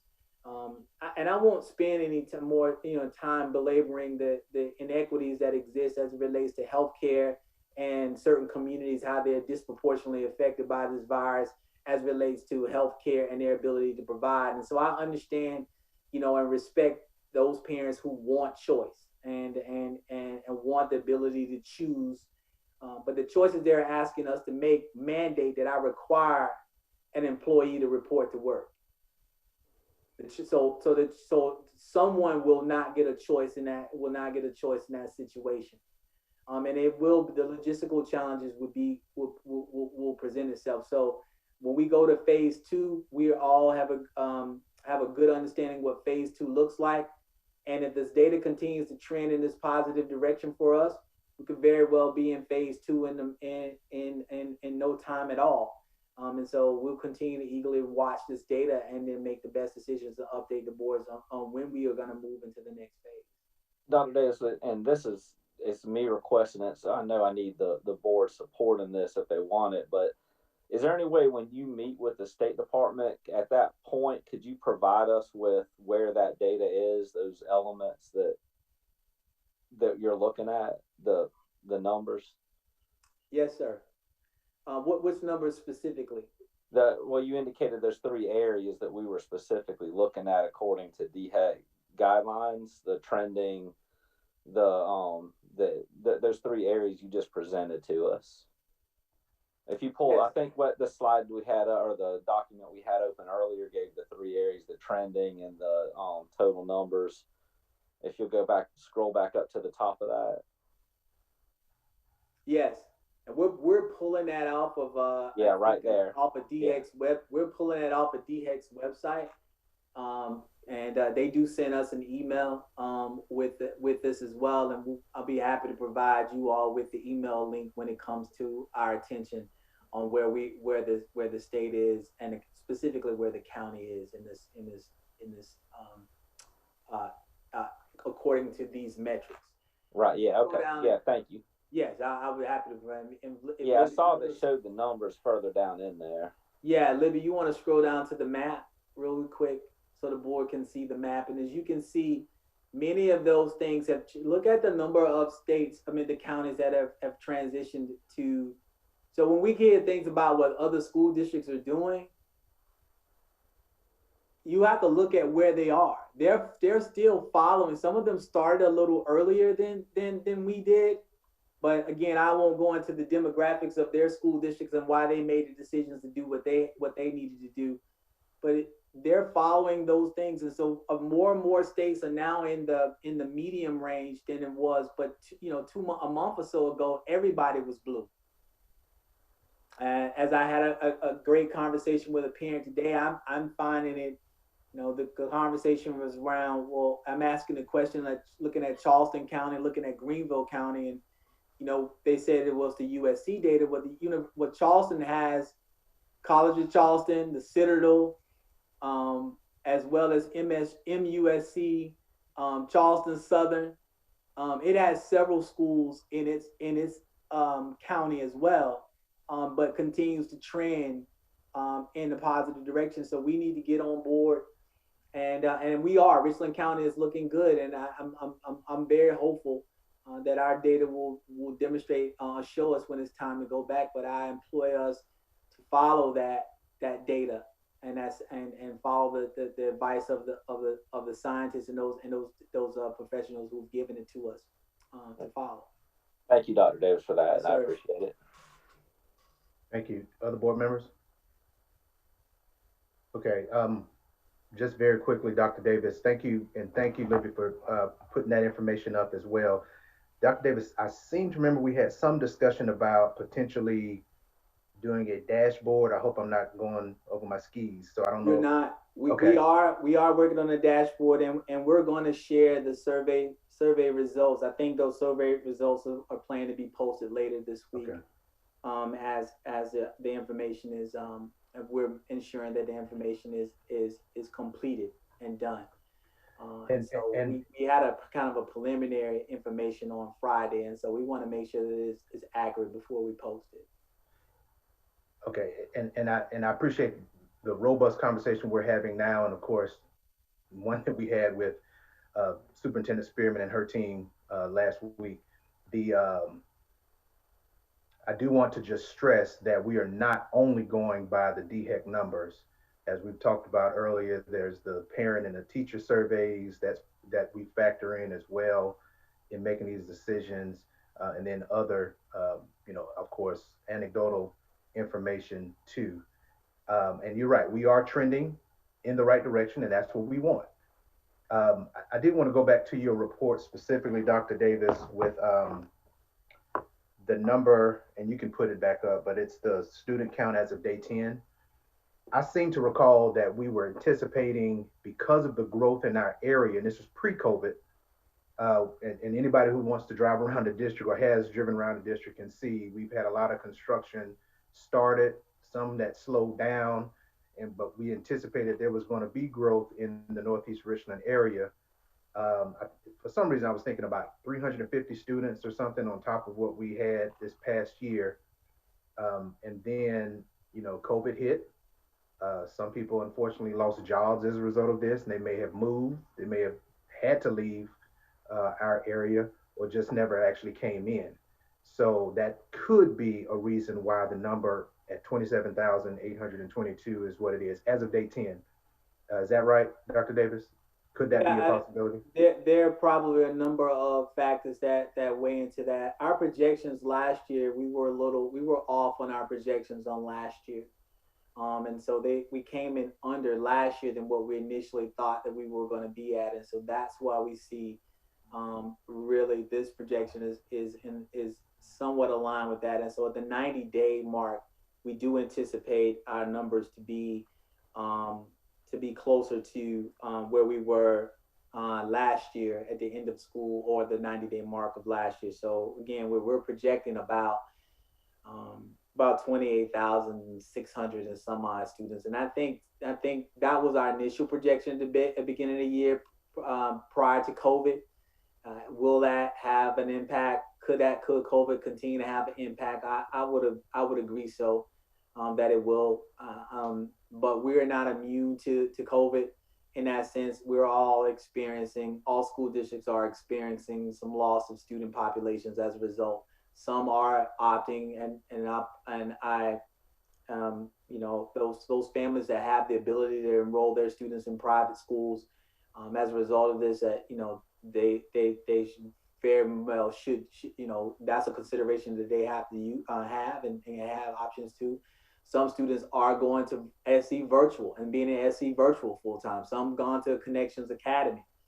But I think for us, in the big picture of the scheme of this, for us to remember that this is something that is being experienced outside of Richland too, as well as inside of Richland too. And so it's not a direct correlation between, in my opinion, a direct correlation to our phasing approach, because some people have opted out of other school districts because they are face to face.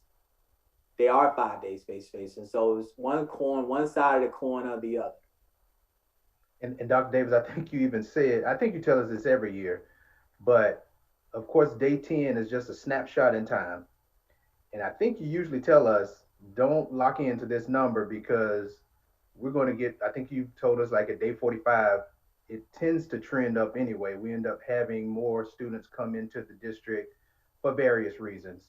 And so it's really like that, that 90-day is kind of that golden period of time. So of course we'll look to see where we are. But I'm also encouraged that we are at a 99% fill rate for our teachers and ready and able to get in. And hopefully as it goes down and we move into phase two, they will be ready and they'll be safe, and we'll make sure that the teacher student ratios are where they should be.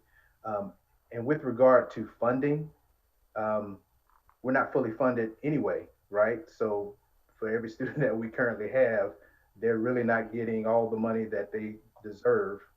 Well, you don't have to answer that, Dr. Davis, I'll say it. Um, in terms of the lack of funding to address each student's needs. Oh, you want to say something? No, I agree. I mean, that's a whole nother. Yeah, we'll continue to advocate. All right, and then in that same, we want to move to phase two, and I believe there was an email that Ms. Ruth sent out, at least getting our elementary students prepared. And I would also echo that parents, please start getting your students used to wearing masks. So have them wear it in their home now so that it won't be uncomfortable. Will disrupt them when we go into phase two. So the sooner we get them in the mask in their home now, wearing those masks, that will go a long way when we do move to phase, because we're going to move to phase two. So they can just go ahead and start getting used to that, because that's going to be different for them as well. All right, and of course I applaud what we're doing with regard to the equity audit, and of course looking at the achievement and opportunity gap. All right, thank you. Anything else? All right, thank you, Dr. Davis. And now we move to item 9.2, an update on capital improvement. Dr. Davis and Mr. Wood Anderson. Yes, sir, Mr. Shad, members of the board, and to our viewing public. We want to provide you with the status of our Richland 2 bond project. So to do that for us this evening, we have our Chief for Operations and Logistics, Mr. Will Anderson. Mr. Anderson. Thank you, Dr. Davis. Good evening, Mr. Shad and members of our school board and our viewing public on Zoom. Thank you for taking a few minutes to update you. As you know, we have made a commitment since this passed in 2018 to provide monthly updates. When COVID started, we've been doing this publicly on a quarterly basis, but we have every month had consent agenda items going over the update for this evening. So I wanted to go through this real quickly, and so we'll get started. So to date, we have completed a lot of projects. We've completed 17 front entrances are complete, our Killian bus hub. This summer, we completed renovations at Blythewood Academy, Bridge Creek Elementary, Lake Carolina Lower, our Support Service Center, and W.R. Rogers. We are finishing the roofs with a couple of punch list items to complete at Dent Middle School, Condor Elementary, and Rice Creek Elementary. And we completed complete HVAC renovations at Bookman Road, Killian, and Rice Creek. Blythewood High School is moving along good. We are a little behind schedule due to some unsuitable soils, but we are the team with MB Con is working fast to make sure we get back on schedule. You can see the picture on the right is the classroom addition. The footings and some of the wall is starting to go up now. The picture on the top left is the multi-purpose room expansion, and in the bottom is that multi-purpose room expansion as well. We also have the athletic addition going on in the back of the school. So school is going along well with completion in 2021. CFK North, we were honored to have our school board members on a tour of CFK North, I guess a couple of weeks ago now, to see the progress being made. As of now, the whole building is in, meaning that there's been the windows and the roof are complete. Now going through and making sure really focusing on the interiors. Here in the next few weeks, we'll be able to get closer and closer to a substantial completion in December, with hopefully moving our students from those portables, as you see in that picture on the right, into a permanent building. So we're making really good progress at CFK North. Richland Northeast High School Stadium, another project going along really well. As we've been able to have some good weather. We've had a little bit of bad weather here and there, but the good weather is really allowing us to progress. The pictures on the left top left is the new road and entranceway coming off of Brookfield with the visitor side stadium and concessions. Picture on the bottom is the new home side concession and stadium, and on the right is the new field house in the end zone. And the field house and weight room and locker room addition. Ridgeview High School, another stadium project that's going really well. It's a complicated project, as you all know, with Ridgeview, with the grade change from the top of the school to the bottom, but the construction crew that's working at Northeast and at Ridgeview Contract Construction is doing a really good job of making great progress. You can see the retaining wall going in for the stadium bleachers on the top picture. You can see the small field house addition to serve all the sports, baseball and other sports at the bottom picture. And then you can see here in the picture on the right is the gym expansion and weight room expansion. And now as they continue to make progress, these pictures are a little dated. They were actually a couple weeks ago, but now roofs are on those buildings as well. So good progress with completion to be done in the spring. Artificial turfs. The turfs we have a walkthrough of Blythewood High School tomorrow. You can see the turfs Spring Valley has already started practicing on theirs. Westwood and Blythewood should be able to go. With all three of those stadiums have home football games on Friday night. So they are done, complete, few minor little touch-up things here and there, but they're safe to play on. So we're excited about these new playing surfaces, new premier surfaces for our student athletes, not only for football, but for other sports in the spring. And so we'll be welcoming our first football games Friday night at these new artificial turfs. Bethel Hambury, these are some renderings, as we've shown in the past, of the interiors of the school. Bethel Hambury will start site work construction on the week of September 28th, which is next week, with fencing and some preliminary site work, with substantial construction starting in late October, early November. Over on the field side of Bethel Hambury, as a reminder, school will continue in the current school. There have been some additional portables to help with the transition, but we are excited to be starting that construction project underway next week. E.L. Wright and CFK, these are some renderings of E.L. Wright Middle School. The construction has actually started there with site work. It started last week. They're starting the grading, fencing, E.L. Wright Middle School. This will be a 2-year project for E.L. Wright. They will demolish the 600 building in January, and then it'll be 2 years to finish E.L. Wright, and they'll transition into the new building, and then they'll complete CFK, and then CFK will transition in their new building, and the site work will be complete. But it has begun with some site work, and demolition will begin, and as I said, it was stated last week. That's another pictures and renderings of E.L. Wright and CFK. Forest Lake Elementary School, demolition at Forest Lake, not at the current Forest Lake, but at the Brookfield Road and the gymnasium began last week. You can see the picture at the top of the old district office at Brookfield being demolished. That began last week, and then that will continue for the next 4 to 6 weeks, and then there'll be transition into site work, and then transition into full construction. So construction has begun. Fencing is up around the building. Neighbors have been informed at all of these 3 rebuilds of the work going on as we continue to work with our neighbors in the area and our construction crews doing that. We're excited that the construction at all 3 rebuilds will be underway as of the end of this month. The Richland Northeast and Ridgeview High interior renovations. Ridgeview High interior renovations have begun with demolition at the auditorium and at other being set up around the auditorium and in the building. The HVAC renovations will begin in the next few days, if not next week, to begin 9 classrooms at a time throughout the building of getting redoing all the HVAC renovations, and then they'll slowly work their way around the school and then going into the auditorium renovations as well as some other interior renovations. Richland Northeast will begin roof redo as well as HVAC renovations at Northeast within the next few weeks, and then we'll work starting in the spring. We'll begin the interior and renovations as well as some other renovations in the spring. These are some new renderings of the Performing Arts Center. We are excited that we're transitioning very soon out of the schematic design phase into the design development phase. These are some our updated renderings, which you can see, which will sit on the campus of R2I2. If you're facing R2I2, it would be the back left corner.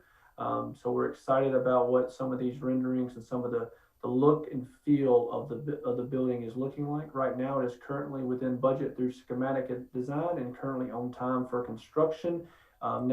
Beginning in 2021, late spring, early summer. Our Johnson Controls performance projects, as I mentioned earlier, HVAC replacements at Bookman Road, Killian, and Rice Creek are complete. Lighting is complete at several schools and continues to upgrade all the lighting to LED lighting and Wi-Fi and Bluetooth control lighting, and the building envelope projects are complete. Our other projects and updates to let you know of. Our camera project, we had a pre-construction meeting yesterday, and so we're excited to get started on the camera project next week.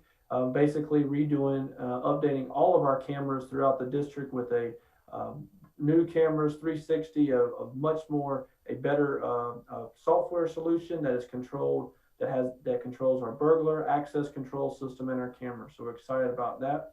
Our front entrances that we would plan for due at the end of this summer, we are delaying to December to make sure we have all the equipment on hand, and those are at 5 schools. Our teams continue to make sure they are abiding by the COVID-19 and R2 and Richland 2 DHEC and CDC guidelines. We can continue to at weekly construction meetings remind them of those, and our teams are doing a good job of making sure all contractors are doing those. As of the end of June 30th, we had spent 13% of our budget of the $468 million, and we are currently on time. Our timeline is still good for all of our projects, and we're happy to continue moving forward.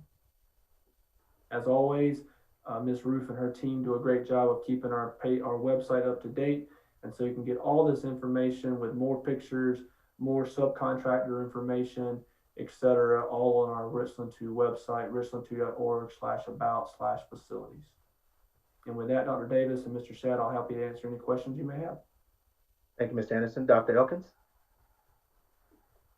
Mr. Anderson, thank you for that report. Just a question, on these Friday night games, are we allowing people to come in to watch the games? And if so, what safety measures do we have in place? Yes, ma'am, I'll be happy to answer that, and I'm either Mr. Smith or Dr. Davis. Okay. We are allowing fans. The ADs are doing ticketless, not ticketless, not paper tickets. So you have to order tickets in advance. The capacity is greatly reduced at the stadiums. We have ADs are marking seats about where people can sit. We are not allowing any concessions other than there'll be bottled water sold for those for fans in attendance. We have hand washing, hand sanitizer, similar to what happened at graduation. We'll see a very similar setting as what we had at graduation. Mr. Smith or Dr. Davis, I'm not sure if I left anything out regarding that question. And with that, do we have, maybe Dr. Davis, maybe you can address this. Is there any way that you guys can actually put something, if you have not already placed something on the website, just letting the high school fans know the procedure that we have in place? Yes, and each individual school and has also shared information directly with that specific their specific population as well, about the procedures regarding high school. We've had events. Volleyball has been going on, and things have been going quite well. We've only had one issue where a parent from another school district didn't want to wear the mask, and that I don't anticipate that being the only time that's going to be a problem. I hope that it is, but I don't anticipate that at some point that will not be a problem. I just watched football the other night, and I saw several coaches fined $100,000 for not wearing a mask on the sideline, and the organization was fined $250,000. So even at the highest level of this, you have people who either forget or just won't do it. But yes, ma'am, we'll look into making sure that it is effectively communicated. Yes, because I just want to make sure that we place a number out there and that someone is keeping count. Like if we say no more than 200 fans, that someone is at that gate making sure no more than 200 fans are allowed in. We did. It's based on the capacity of the facility, and so right now it's set in Richland 2 at 15%. Okay. And Dr. Elkins, I was on a meeting. I was on a meeting with the athletic directors today, and they'll have a counter at all front. They'll have radios communicating. We had about over an hour meeting today to make sure the I's were dotted, T's were crossed, and they have a good plan in place. So we feel very confident that everyone will be safe. Yes, ma'am. All right. Any other board members? Okay. Thank you, Mr. Anderson, Dr. Davis. Thank you. Now we'll move to item 10.1, draft agenda items for our October 13, 2020 meeting. Dr. Davis?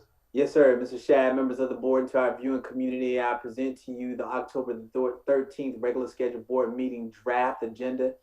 This meeting will take place beginning with a call to order at 4:30, where we will ask for a vote to go into executive session. Currently on the draft agenda, the items that are being considered for executive session will be student appeals, student admission requests to the district's adult education program. And then we will ask for an adjournment to come out of the executive session, where we will ask for an adjournment to end executive session at 5 o'clock. We'll have our inspirational moment, followed by our approval of our agenda, and then ask for the approval of our consent agenda. This will then be followed by public participation and then the voting on executive session items. We will have our new business, no action requested, which will be bringing to you a proposal for the 21-22 school year calendar. We'll also then have an agenda item for the next, we'll go from the no action requested to our agenda items for the next meeting, which will be the August 27th board meeting. We'll ask for the approval of that. Public participation number 2, board and superintendent comments, and public session and executive session number 2, should we need it, as well as voting on executive session number 2, should we need that as well. So not a very, a pretty light agenda for the upcoming board meeting. Thank you, sir. And on to item 11.1, the approval of the draft agenda items for October 13th, 2020. Is there a motion? Mr. Chair, Mrs. Mackey? I move to approve the draft agenda items for the October 13th, 2020 regular board meeting of the Richland 2 School Board of Trustees. Thank you. Is there a second? Second. Dr. Elkins seconded. Is there any discussion? Seeing none, please register your vote.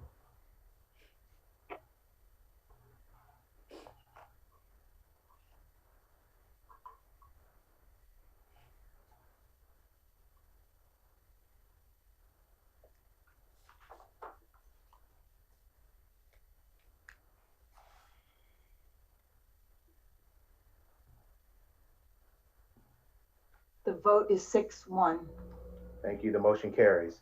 Now to item 12.1, public participation, our second part, and so it will be read into the record by Ms. Roof again. Thank you, Mr. Shad. Starting with the comment from Jen Black.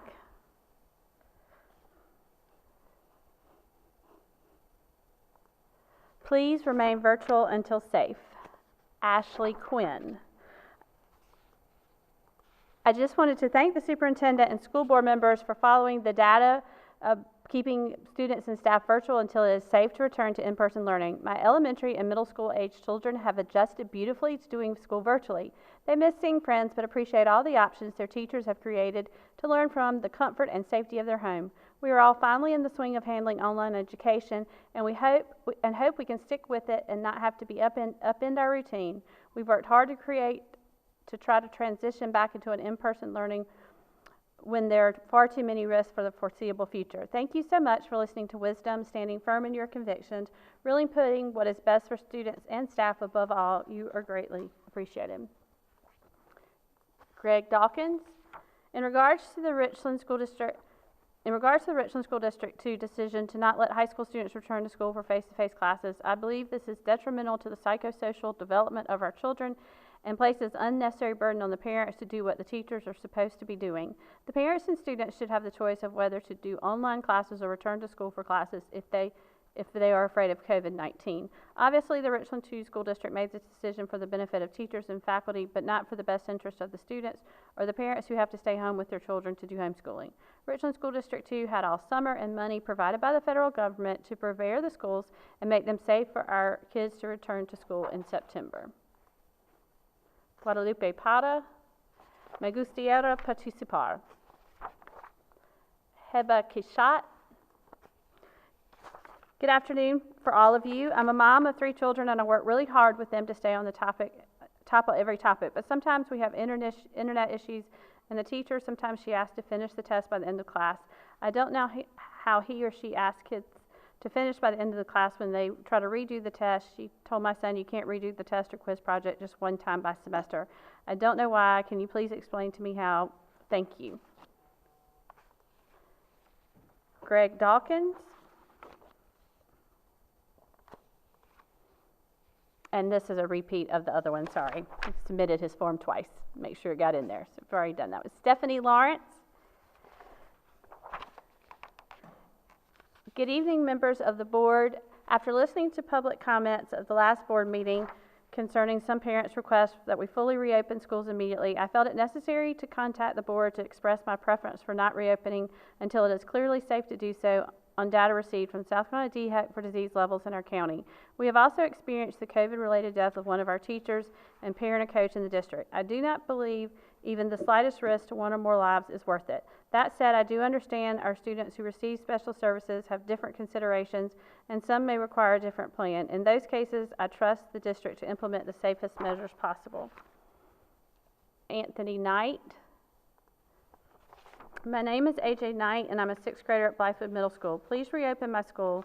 My teachers are doing a great job with e-learning, but e-learning is stressful for me and my family, and it is hard for me to learn. The internet drops when I'm in class, and my Chromebook doesn't work sometimes. This is the worst school experience I've ever had. Everyone else except for Richland 1 and 2 are open. I want to go to school like my friends in private school in other counties. Harrison Knight. Please, I beg you to open schools, please. I'm an 8th grader at Blythewood Middle School. I cannot take any more of this e-learning. It is horrible. I cannot keep track, focus during class, and maintain the information that I learn. Please open schools. All my friends want to go back too, so please open the school. Anne Marie Knight. I urge you to reopen our schools 5 days per week immediately. By continuing with e-learning in the manner which is currently being conducted and not allowing a face-to-face learning option, you are harming the emotional, social, intellectual, and academic well-being of our children. The population of Richland County was 415,759 people in 2009, probably more now. Per the current testing numbers, 0.034% of our county is tested positive with COVID, and 0.0005% of our county has died from this virus. These numbers do not warrant your sacrificing our children's education. Typically, developing children and children with special needs cannot learn optimally in this way. 6+ hours in front of a computer is not developmentally appropriate for the children to learn. Please, I beg you to give us 5 days per week face-to-face option similar to that which has been afforded to families in almost every other school district in our state. Angela Hill. To Superintendent Dr. Baron Davis and school board members, we are Robert and Angela Hill, and we are parents and teachers in Richland 2 at Richland Northeast and Westwood High Schools. We are writing this letter today to express to you our sincere appreciation for how you continue to act in the best interests of students, staff, and our Richland 2 community during the pandemic. We first thank you for opening the school year in phase 1 with e-learning. Secondly, we thank you for continuing to follow the science and the recommendations of the CDC and DHEC. Thank you for following your convictions and making sound decisions based on facts.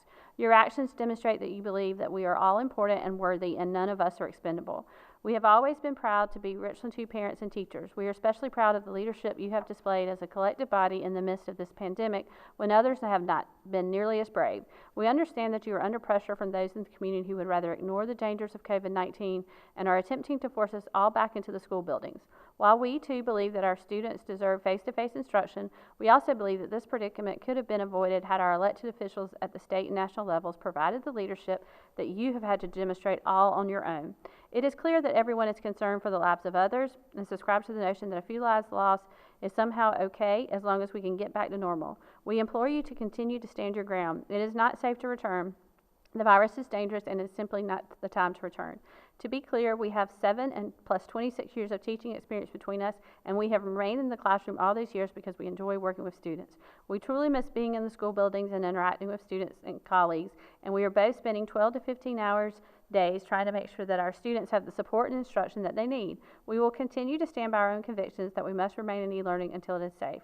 We know individuals who have been affected by this virus. We know firsthand how deadly it is and how quickly and easily it can be spread. High spread, medium spread, or low spread is still spread, and we believe that no life, and we mean absolutely no life, is worth risking. No one is ever expendable.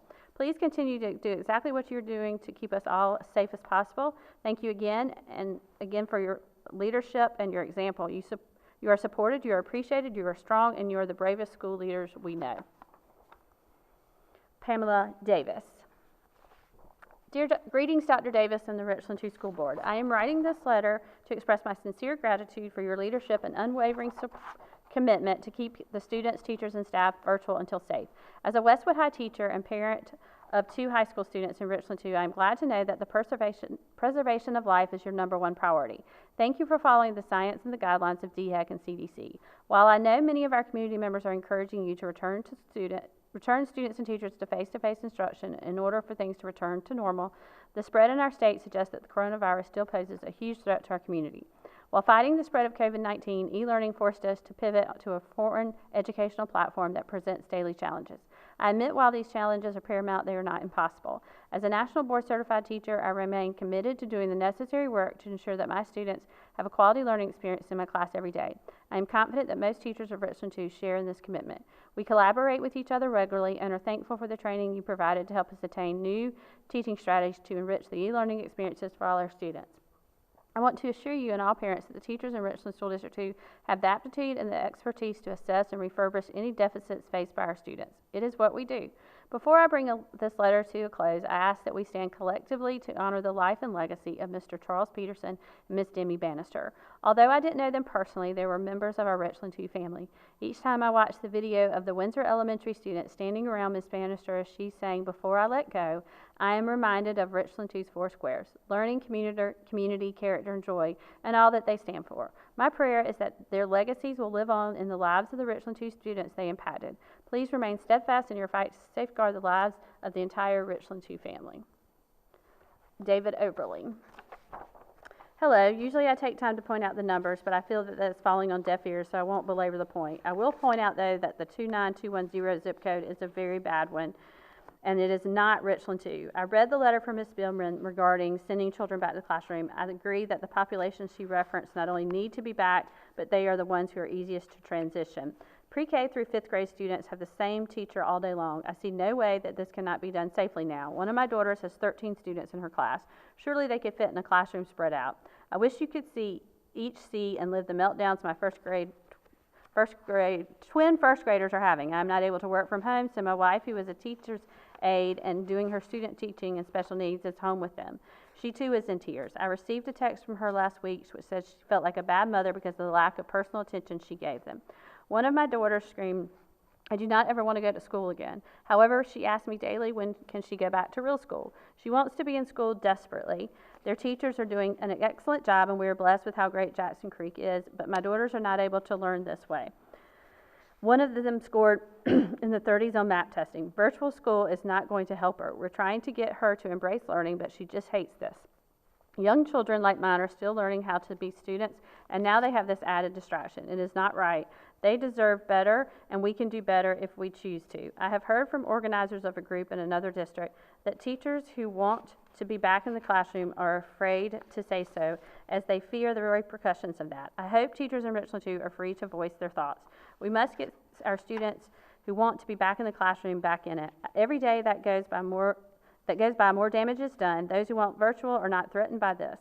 Y'all can stay virtual, but please let us have our options heard too. We matter. Nobody wants to hear that they don't matter because they are a minority. It is so difficult to remain positive for your children's sake when deep down you know this is not right. Please hear our voices.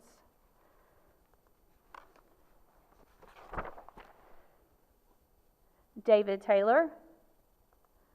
Dear Richland 2 School Board and District Leadership, thank you for this platform of public participation. I know many districts do not have this format, and I applaud this.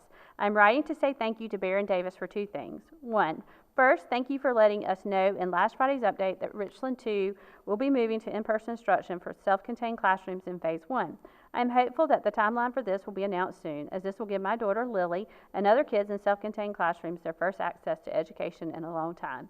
Second, we are also thankful that Lily has her first therapy with the district this week at R2I2. This is only 30 minutes of in-person as compared to 5 days, but it is a step in the right direction as a district. This pilot program is particularly smart plan for kids in special education who choose virtual-only learning. These are two concrete steps of bringing self-contained classrooms back to in-person during Phase 1 and offering a pilot program for all students in special education are both good. Combined together, they are high-level solutions during hard times. Helen Conroy. First and foremost, I want to praise the teachers and administrators that are working tirelessly to maintain the quality of instruction that we expect from Richland 2. I am a former Richland 2 teacher and cannot imagine trying to teach this way. I currently have a freshman at Spring Valley, a 7th grader at Law, and a 3rd grader at CFK. While they are experiencing some amazing virtual teaching, my concerns about phase 1 or learning are those of many parents in our district. Loss of internet connection, confusion about how and where to turn in assignments, and attempting to take pictures of work with a Chromebook are just a few struggles we have experienced. These hiccups are minimal compared to what is truly being lost here. Even though I do believe learning is taking place, the strong classroom connections that support deep understanding of material is missing. Staring at a screen is beginning to take a toll physically as well.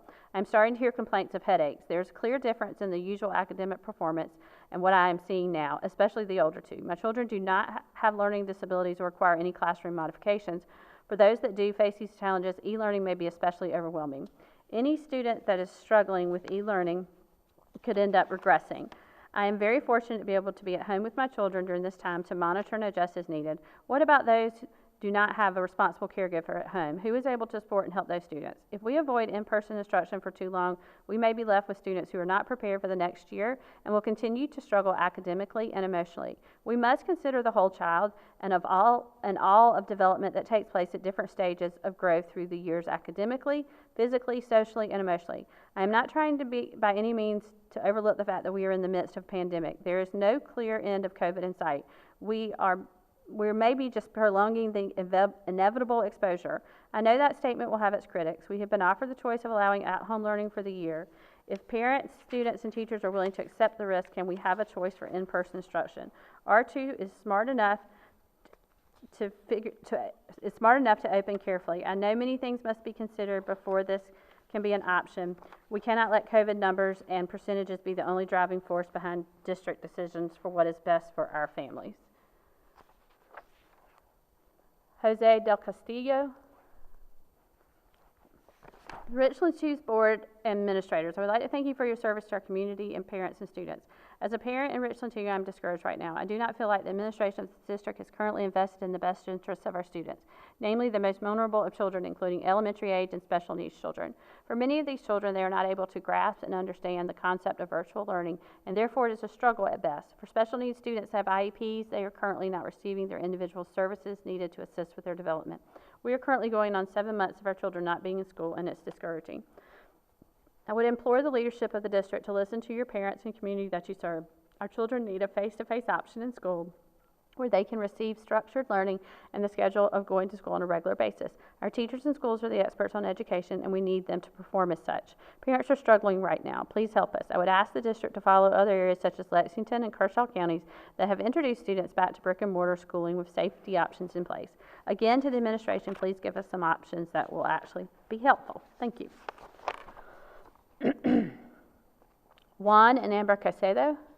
We have 2 5th graders and 2nd grader, all boys. We love our teachers. We love our school. They are doing an amazing job with the limitations that they have. This is not a statement about their inadequacy as e-learning teachers at all. Our 2nd grader is still in the phase of development of learning how to read and write. Almost no writing with his hands are happening in his virtual classroom, and very little reading. Our 5th graders have major writing deficiencies and will be moving to middle school in a year. The teacher is doing a fantastic job teaching them content, but they are years behind their classmates in their physical ability to write. One was receiving special services to catch him up before middle school. Those services were lost in e-learning. None of their teachers are seeing their writing in e-learning. Phase 2 should be made accessible when the risk is controlled, not when the risk is entirely gone. USC here in Columbia has been successfully managing risk with a campus of 35,000 students. The University of South Carolina COVID dashboard shows the following status of COVID within the Columbia campus. Out of 35,000 students, 2,200 have been positive for infections, 6.2% positivity. Out of 14,000 employees, 38 have been positive for infections, 0.8% positivity. No hospitalizations have occurred. The safety measure in place at USC are as follows. If you feel sick, stay home. Face mask required, 4-foot social distance in the classroom, hand sanitizer available, and 5 classes over 100 people are virtual. The classroom community model, the community classroom for elementary designed for phase 2 is even more strict in terms of safety measures than what they are able to implement at USC, and USC has locally demonstrated that even a large population of students can be prevented from sharing COVID with employees. Please move Richland 2 to phase 2 of learning. Jessica Atkins. I want to express my gratitude for everyone in the district, especially Dr. Davis, who has put the safety of our teachers and students teachers, staff, and students first by keeping us virtual until safe. Preparing for phase 2, I hope the district will continue to use facts and science to guide the decision to return to face-to-face. I've heard much praise from parents and teachers, staff across the district who are grateful to be in a district that looks out for them. Craig Rummel. Dear board members, please consider face-to-face options for Richland 2 students who have chosen and are willing to be face-to-face. It's now been more than a month since many neighboring public school districts and multiple Richland County private schools have been back face-to-face. Local reports have been positive with the face-to-face options within these districts and private schools. Any issues have been addressed with proper protocols and procedures. Our experience to date has been mostly positive with the teachers and local school admin teams' willingness to go above and beyond with the virtual-only approach. However, this is not sustainable. Google Classroom is not reliable and has many issues in remote-only application. Our students and children need to be able to work and collaborate in person with their peers and teachers. Richland 2 students, and especially those younger and most in need of the face-to-face option, will be left behind compared to their local peers and other state and national students who have these options. In order to be a premier district, Richland 2 needs to allow those options sooner rather than later before it's too late. An education divide will be apparent between kids whose parents are either paying for private school or live in another county, therefore getting a face-to-face education, and those who are not. It is time to open the doors. Jessica Mejia. Thank you for allowing students to safely work from home and teachers and faculty as well. Thank you for showing us you care about our lives. Thank you for everything that you do. Cindy Collins. I am writing to you as a constituent of a Richland County, a parent of 3 children in the Richland 2 school district, and a pediatric physical therapist who has provided services to many students in Richland County over the past 14 years. I have been following the Richland 2 board meetings over the past 4 months as a concerned parent. My children currently attend Blythewood High School and Blythewood Middle School. They have attended Lake Carolina Upper and Lower Elementaries, and one of them attended Kelly Mill Middle School in the INC program as well. My personal children are suffering through the e-learning and would love to return to face-to-face learning, but today I write to you as an advocate and concerned professional of a different student population. Having worked with children with special needs and as a pediatric physical therapist for 21 years, I have been closely involved in the lives of these children, their families, and their educations. Put simply, the majority of children with special needs cannot have their needs met through e-learning. Their educational plan, IEPs, 504 plans, etc., dictate the services that are provided to meet their needs, and these students have not been having their needs met appropriately since March 2020, when schools were quickly closed due to COVID. I applaud the efforts that teachers and service providers are making, but the majority of these children simply cannot learn life skills, fine motor skills, gross motor skills, speech and language skills, and have their academic needs met through e-learning. The toll of this on families is so great. The divorce rate in families of children with special needs is already dramatically higher than the national average. Now factor in the added stress that e-learning is causing to these families, not to mention the needs of the siblings of those children are already also struggling through e-learning. The emotional toll is great. I implore you to continue your fight in support of children of Richland 2, and especially for the students with special needs. Public schools have a legal obligation to provide a free and appropriate education to all students. The current delivery of services and education to this population is not appropriate, nor does it meet their needs. Excuse me. Kara O'Neill, MD. Dear Board and Dr. Davis, writing as a mother to a child with severe special needs and a medical doctor, I would first like to express my appreciation that limited therapy services for children with special needs have started. These are extremely important to supporting their needs and educational wraparound. I understand that these are limited in number of the children to serve and would encourage the district to expand these therapeutic services to those who are in need and not being served currently. These same children also need frequent reinforcement and practice at many educational skills that require hands-on professional teachers to maintain skills. I would ask the board and administration to consider the inconsistencies in its messaging and actions in relation to health and safety in community centers, student gatherings, i.e. regular athletic practices, and the ability to hold specific events within the school buildings this year, i.e. in-person leap days, map testing, and PSAT testing. We hear that the district is not safe to gather students together, yet students, teachers, coaches do still gather at athletic practices and at in-schools testing days. More concerning is that schools shared information about fee-based e-learning centers that parents can pay to send their children to, while private businesses oversee children on screens. It's hard to understand how our district finds it reasonable to promote information about centers that they do not have oversight as to whether the staff has been properly vetted or trained. They are unable to support children with significant special needs that require parents to pay. This scenario highlights the clear inequities between those who can afford to pay for these e-learning day camps and those who cannot, as well as disparity in access between general education students and special needs students who do not have the option to attend these centers even if they could afford it. The system set in place by schools which routinely provide safe environments for the protections of students regarding many aspects of their lives, even beyond infection control, far surpass what is able to be provided by community centers outside of the educational system. I encourage the district to take action for those most marginalized students that are truly not able to receive an appropriate education through the virtual format and wish to be served in person. There are many creative examples of ways this can be done safely throughout the country and here in the Midlands. Likely, the district is already using some of these strategies since it had children in school buildings for days of testing. The safety of students, teachers, and providing an appropriate in-person education for those of greatest need are not mutually exclusive. Thank you for your consideration. Jean Pierce. Dear honorable members of the Richland 2 School Board, 2 weeks ago I had the opportunity to share with you my son's experience in virtual learning this school year. If you will recall, McLean is an autistic student at Yale Wright who is mightily struggling with virtual learning. Over the last 2 weeks, we have watched as he continued to withdraw from each of his classes, participating less and less each day. Keeping McLean engaged has become a battle that we fight with him minute by minute, and at this point we are unfortunately losing. As an autistic student, McLean greatly struggles with social skills and appropriate social interactions with his fellow students and teachers. The majority of his IEP is focused on developing and nurturing the necessary social skills that allow him to find success in his education. Over the years, McLean has met or exceeded his yearly IEP goals while participating in the traditional in-person educational model. The virtual education model simply does not allow for these skills to be cultivated and the requirements of his IEP to be met.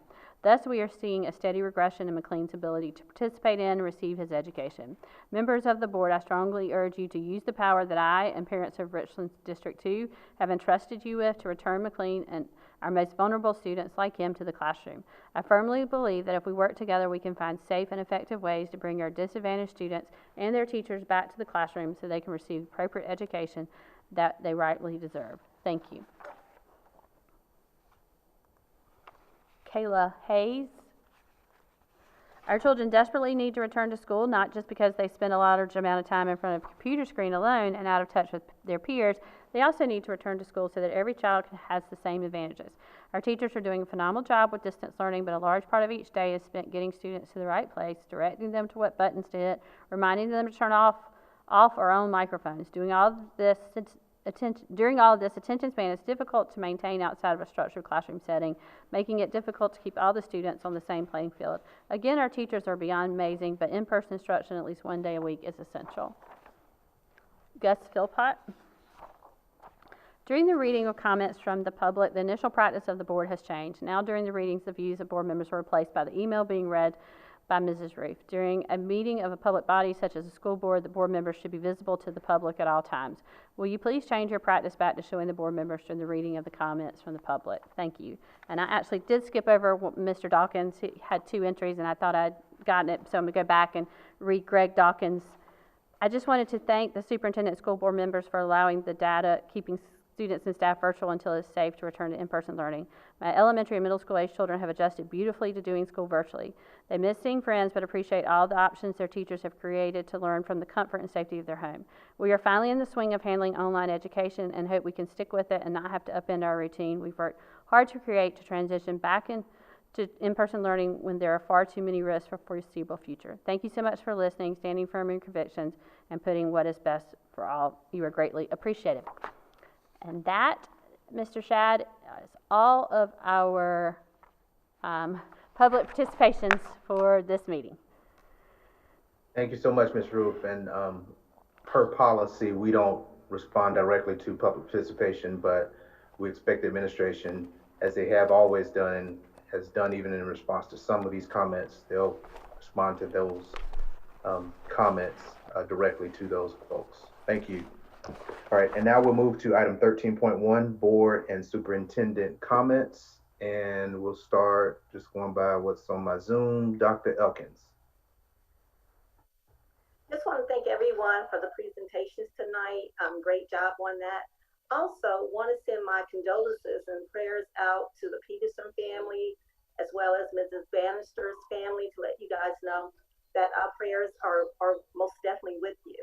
And to our students, we just want you to know that, first of all, we want to encourage you to continue to do a great job.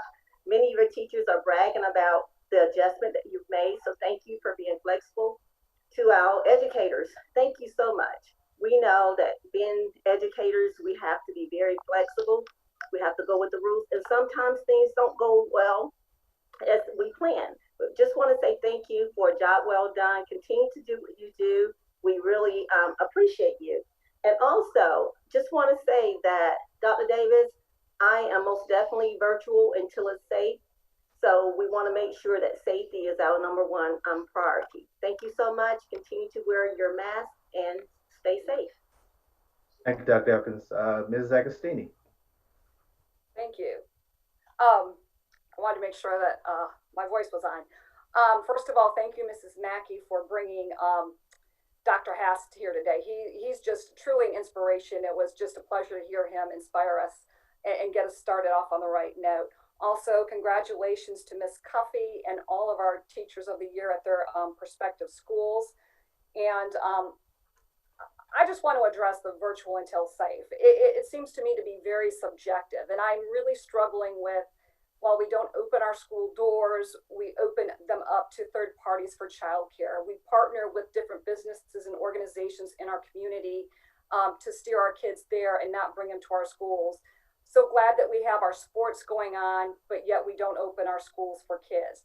I'm not advocating school for everybody, face-to-face instruction. I am advocating to give these families choices that want choices, whether it be virtual or whether it be face-to-face. We've been hearing from single-parent families, dual-income families who are essential employees, concerned parents with repeated technology glitches.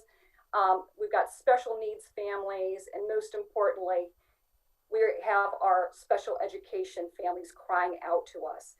I want to urge the district leadership to seriously consider moving to phase 2 sooner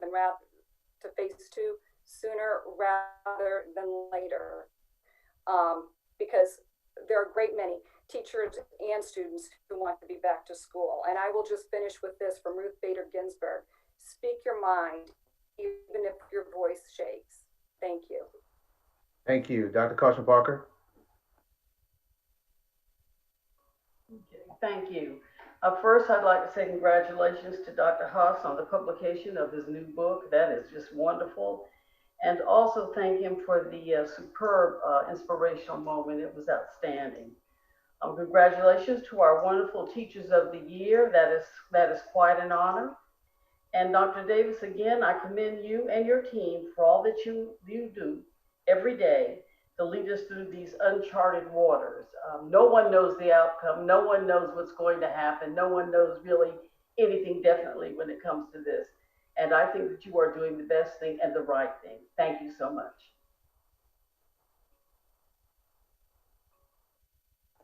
Thank you. Mr. Manning. Yeah, thank you to Dr. Hass as well. Always a pleasure to hear from you and the great work that you and your students do in your classroom, and congratulations on your book. Of course, our Teachers of the Year. We certainly appreciate the work that all of our teachers do, and we can only recognize so many of you with the Teacher of the Year. I know we have a ton of teachers that are really Teachers of the Year out there in all of our schools, working hard every day. So thank you for those efforts. And Dr. Davis, I appreciate the explanation of the logistical issues to say, let the teachers who want to come back and the students who want to come back sounds relatively simple, but the logistics behind it are very complex. And lots of bus drivers, other folks that are involved in those decisions. I know several businesses that have and entities that have opened their doors and begun to do business as usual and had to shut the doors again because the number of contacts from COVID has increased. So it's not a guarantee that there won't be issues when we do open the doors again. But thank you to your staff for all the dedication and the hard work that they're putting in behind the scenes. And Will, I want to thank you and your team, the bond work. The community really put their faith in us with the bond, the efforts that we're doing and staying on task and on budget. Thank you so much for the effort in regard to that. Y'all have a good evening. Thank you. Dr. Holmes? Yes, I'd like to say thank you to Dr. Haas for that great presentation on his book and congratulations. Also to all of our teachers of the year, we are so proud of you. And I'd like to also say thank you to those counselors, those social workers, and the teachers that went out for those community visits. We appreciate you doing that. You are not forgotten. And also, additionally, I'd like to thank Dr. Davis and his team for all of their hard work and their continual work that they've done. And I'm going to have to say this, I am going to have to be team um, virtual till it's safe. I've seen we've had the loss of some teachers here in our own district, and we've seen it around the state in other districts.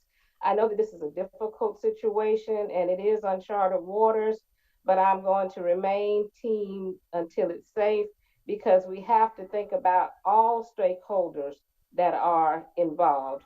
And I understand, and I'm glad that we're doing the charter program for our special needs students because I know that there are some exceptions. But basically, we must remain safe. We must all work together. This is not easy, but you cannot lead with Kool-Aid in your blood. So if you don't have real blood, you don't need to lead. And if we're going to be leaders, you have to stand for what you think is right, whichever side you stand on. But I'm going to stand on the side that says virtual to safe. And with that, you all have a blessed evening. Thank you, Ms. Mackey. Thank you, Mr. Chair. I'd like to echo all of the sentiments of Dr. Haas tonight. I wanted to share some comments made by Justice Ruth Nader Ginsburg, but his comments were so eloquent. I hope that anyone who missed his opening of our meeting with Inspirational Moment will be able to go back and hear his words. That we all find a way to make a difference just resonates with me. Just echoing my colleagues' comments, I won't be redundant regarding the bond, the transparency and the efficiency of the bond dollars. Our teachers of the year, bless you all for your service. Dr. Davis and your staff, I won't be redundant with those comments. I echo my colleagues' comments. I do want to close with keeping the main thing. Worldwide, there are 34 million infections of COVID, 967,000 deaths. In the U.S., 6,900,000 million infections, 200,000 deaths. In South Carolina, 137,000 infections, 3,202 deaths. Those are not just stats, those are people.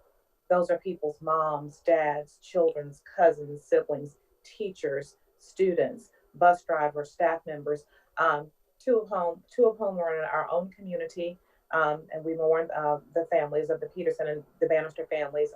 There's a person in Spartanburg, and every few days there's somebody else that we hear about in our school district. I want all of our kids to be educated. We are doing the best we can to educate them under undesirable circumstances. I'm a parent first. I have two children of my own, and I would never make a decision for somebody else's children or someone else's loved ones that I wouldn't make for my own. So please bear with us as we try our best, as Dr. Davis said, end the year with the same number of people we started with who want to be here, and we're already two people short. So please keep us, please be patient and bear with the district. I pray for those families who are affected and those that we don't even know about. And for those people who've tuned in tonight, who have come to our board meetings face to face and who continue to come and share, on their social media sites and share the site and watch live. Thank you for your time. Your time is a precious commodity. Thank you for your time, your wisdom, and your input. Bless you all. Have a good evening, but let's keep the main thing the main thing. Thank you, Dr. Davis. Thank you, Mrs. Shad, Chairman Shad, and members of the board, and to our faculty and staff and teachers and our parents and community, our continuing partners that continue to watch. We thank you for staying with us throughout this board meeting. It's been very productive, and I hope that information you've received has been helpful thus far. I've had quite a couple of weeks as we've dealt with continue to deal with the challenges leading through COVID.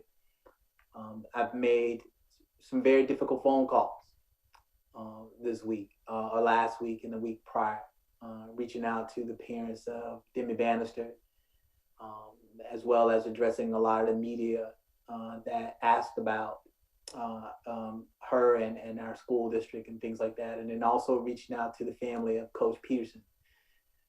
Those are some difficult phone calls to make to express my personal condolences for the loss of those family members. And I just ask that this community, regardless of what position you are, one, that we're able to come through this thing not divided, and for us to avoid dichotomous thinking and emotional reactions to things. Because it's not, as I stated in the Facebook Live, it's not a us versus them or me versus you or some sort of partisan situation for Richland 2. I've read through the number of emails that have come in, and so I won't go into detail about some of the things and some of the way that people are addressing this leadership. But I would say, as you advocate so passionately for your students, one way or the other, let's continue to, let's make sure we practice civility, and let's make sure that we show some respect, because not practicing civility and being disrespectful will not get you the response that you're looking for. And so I just implore us as adults, for those of us who talk about being advocates for our children, for those of us who talk about being role models for our children, it's important that we show a level of civility when we are addressing one another, and that we show a level of respect when we address one another. And so even if we fall on different sides of the coin, so when this time passes, because it will pass, we're able to stay connected because we have a mutual respect for one another, and we have a respect for humanity and people's lives. So I just implore you to do that, and understand how very important that is for us, because our children are watching. They watch what we say. They watch how we respond to difficult situations. I've shared this before. They watch how we deal with adversity in life. And if we don't deal with those things appropriately, we can develop and send a message that this is the way that you go about handling business when things are a little challenging and a little difficult in life. I appreciate that, Mr. Chairman. I want to share that some good news. We tried to put my closing comments, a little bit of good news in my closing comments. And so I'll say, start out by talking about our National Teacher Teaching of Writing Award. Ms. Caitlin Jones is starting her first year of teaching school this year at Rice Creek Elementary School as a national award winner. The National Council of Teachers of English has awarded her the Donald H. Graves Award for Excellence in Teaching of Writing. Jones is a co-recipient of the 2020 award and shares it with her colleagues from Richland School District 1. So prior to teaching first grade at Rice Creek, Jones was graduated magna cum laude from the University of South Carolina with a bachelor's degree in early childhood education. And while at USC, she collaborated with fellow education students to develop culturally responsive and sustaining instruction, which culminated in their writing an award-winning paper. Richland 2 is home to 6 seniors competing for the National Merit Scholarships. I'm going to get this right. Is Sparsho D, Madeline Dessinger, Andrew June, Parth Patel, Ella Resigno, and Sarawit Shimperly of Spring Valley High School are semifinalists in the competition for over 7,600 National Merit Scholarships worth more than about $30 million that will be offered next spring. So good luck to our National Merit semifinalists as they continue in this prestigious scholarship competition. I want to ask that our community join me for the next Facebook Live/live stream for the school update with you on Thursday on September the 24th at 7 p.m. The event can be viewed on Facebook Live or on the district's streaming portal at richland2.org/live stream. And if you have questions that you'd like answered, please send it to information@richland2.org. Again, that email address is information@richland2.org. And Mr. Chair, I know we've kind of gone a little bit longer, but I had something that I wanted to share. I've shared all over the last couple of weeks, and it just really resonated with several people, and I think it would be advantageous to share with our community as well. And it's a story called Life is Like a Cup of Coffee. I shared this at Rotary a couple of weeks ago, and I've been sharing it ever since. So it's called Life is Like a Cup of Coffee. A group of alumni who were very successful in their careers decided to get together to visit their old university professor. After they all reunited, the conversation of the alumni soon turned into complaints about work, relationships, and life. Offering his guests coffee, the professor went into the kitchen and returned with a large pot of coffee and an assortment of cups. Porcelain, plastic, glass, crystal, some plain looking, some expensive, some exquisite, telling them to help themselves to the coffee. When all of his old students had a cup of coffee in hand, they sat down together and the professor said, "If you notice, all the nice looking expensive cups have been taken up, leaving behind the plain and cheap ones. While it is, of course, normal for you to want only the best for yourselves, that can also be the source of much of your dissatisfaction, problems, and stress. It is important to know that the cup itself adds no real quality to the coffee. In most cases, it's just chosen because it is perceived to be more special or expensive. What all of you really want was the experience of the coffee, not the cup. But you unconsciously went for the best cups. Some of you tried to get the best cup first and began eyeing each other's cups to see if yours was nice enough. Now consider this. Life is a bit like the cup of coffee. The jobs, the money, possessions, and positions in society are the cups. They're just tools and structures that contain or hold together the current story of your life. And the type of cup we have does not define nor change the quality of life that we live. Sometimes by concentrating only on the cup, we fail to enjoy the coffee. Here's my advice to you. Savor the coffee, not the cups. What you really want is to be happy. And the happiest people don't have the best of everything. They just make the best of everything. So live simply, live graciously, care deeply, always speak kindly, and your life will be fully lived. Thank you, Mr. Chair. Thank you, Dr. Davis. Thank you, fellow board members. I'm going to be just very brief. I would just implore all of our community, all of our family to do what we can personally, take personal responsibility and encourage others that are in your circle of influence to get us to phase 2 as quickly as possible. If everyone does their job to protect each other, I think we'll be much further along. And I will say happy heavenly birthday to our very good friend and former board chair and council member, Mr. Chip Jackson, whose birthday is on tomorrow. Thank you all. Y'all stay safe. Anyone that knows me, I'm always saying safety first, and that is still consistent with me. And so now we will move to 15.1. There's no items for executive session, for a second executive session. And so we are now at 16.1, and I'll entertain a motion to adjourn. Mr. Chair, Mrs. Mackey. I move to adjourn the September 22nd, 2020 board meeting of the Richland 2 School Board of Trustees. Thank you. Is there a second? Second. Second by Mrs. Agostini. Any discussion? Seeing none, you can raise your hands. Oh, no, you can register your vote. Dr. Caution Parker and Dr. Holmes voted in the affirmative. Vote is 7-0. Thank you. Motion carries. Meeting is adjourned. Thank you all and have a good evening. Good night. Bye.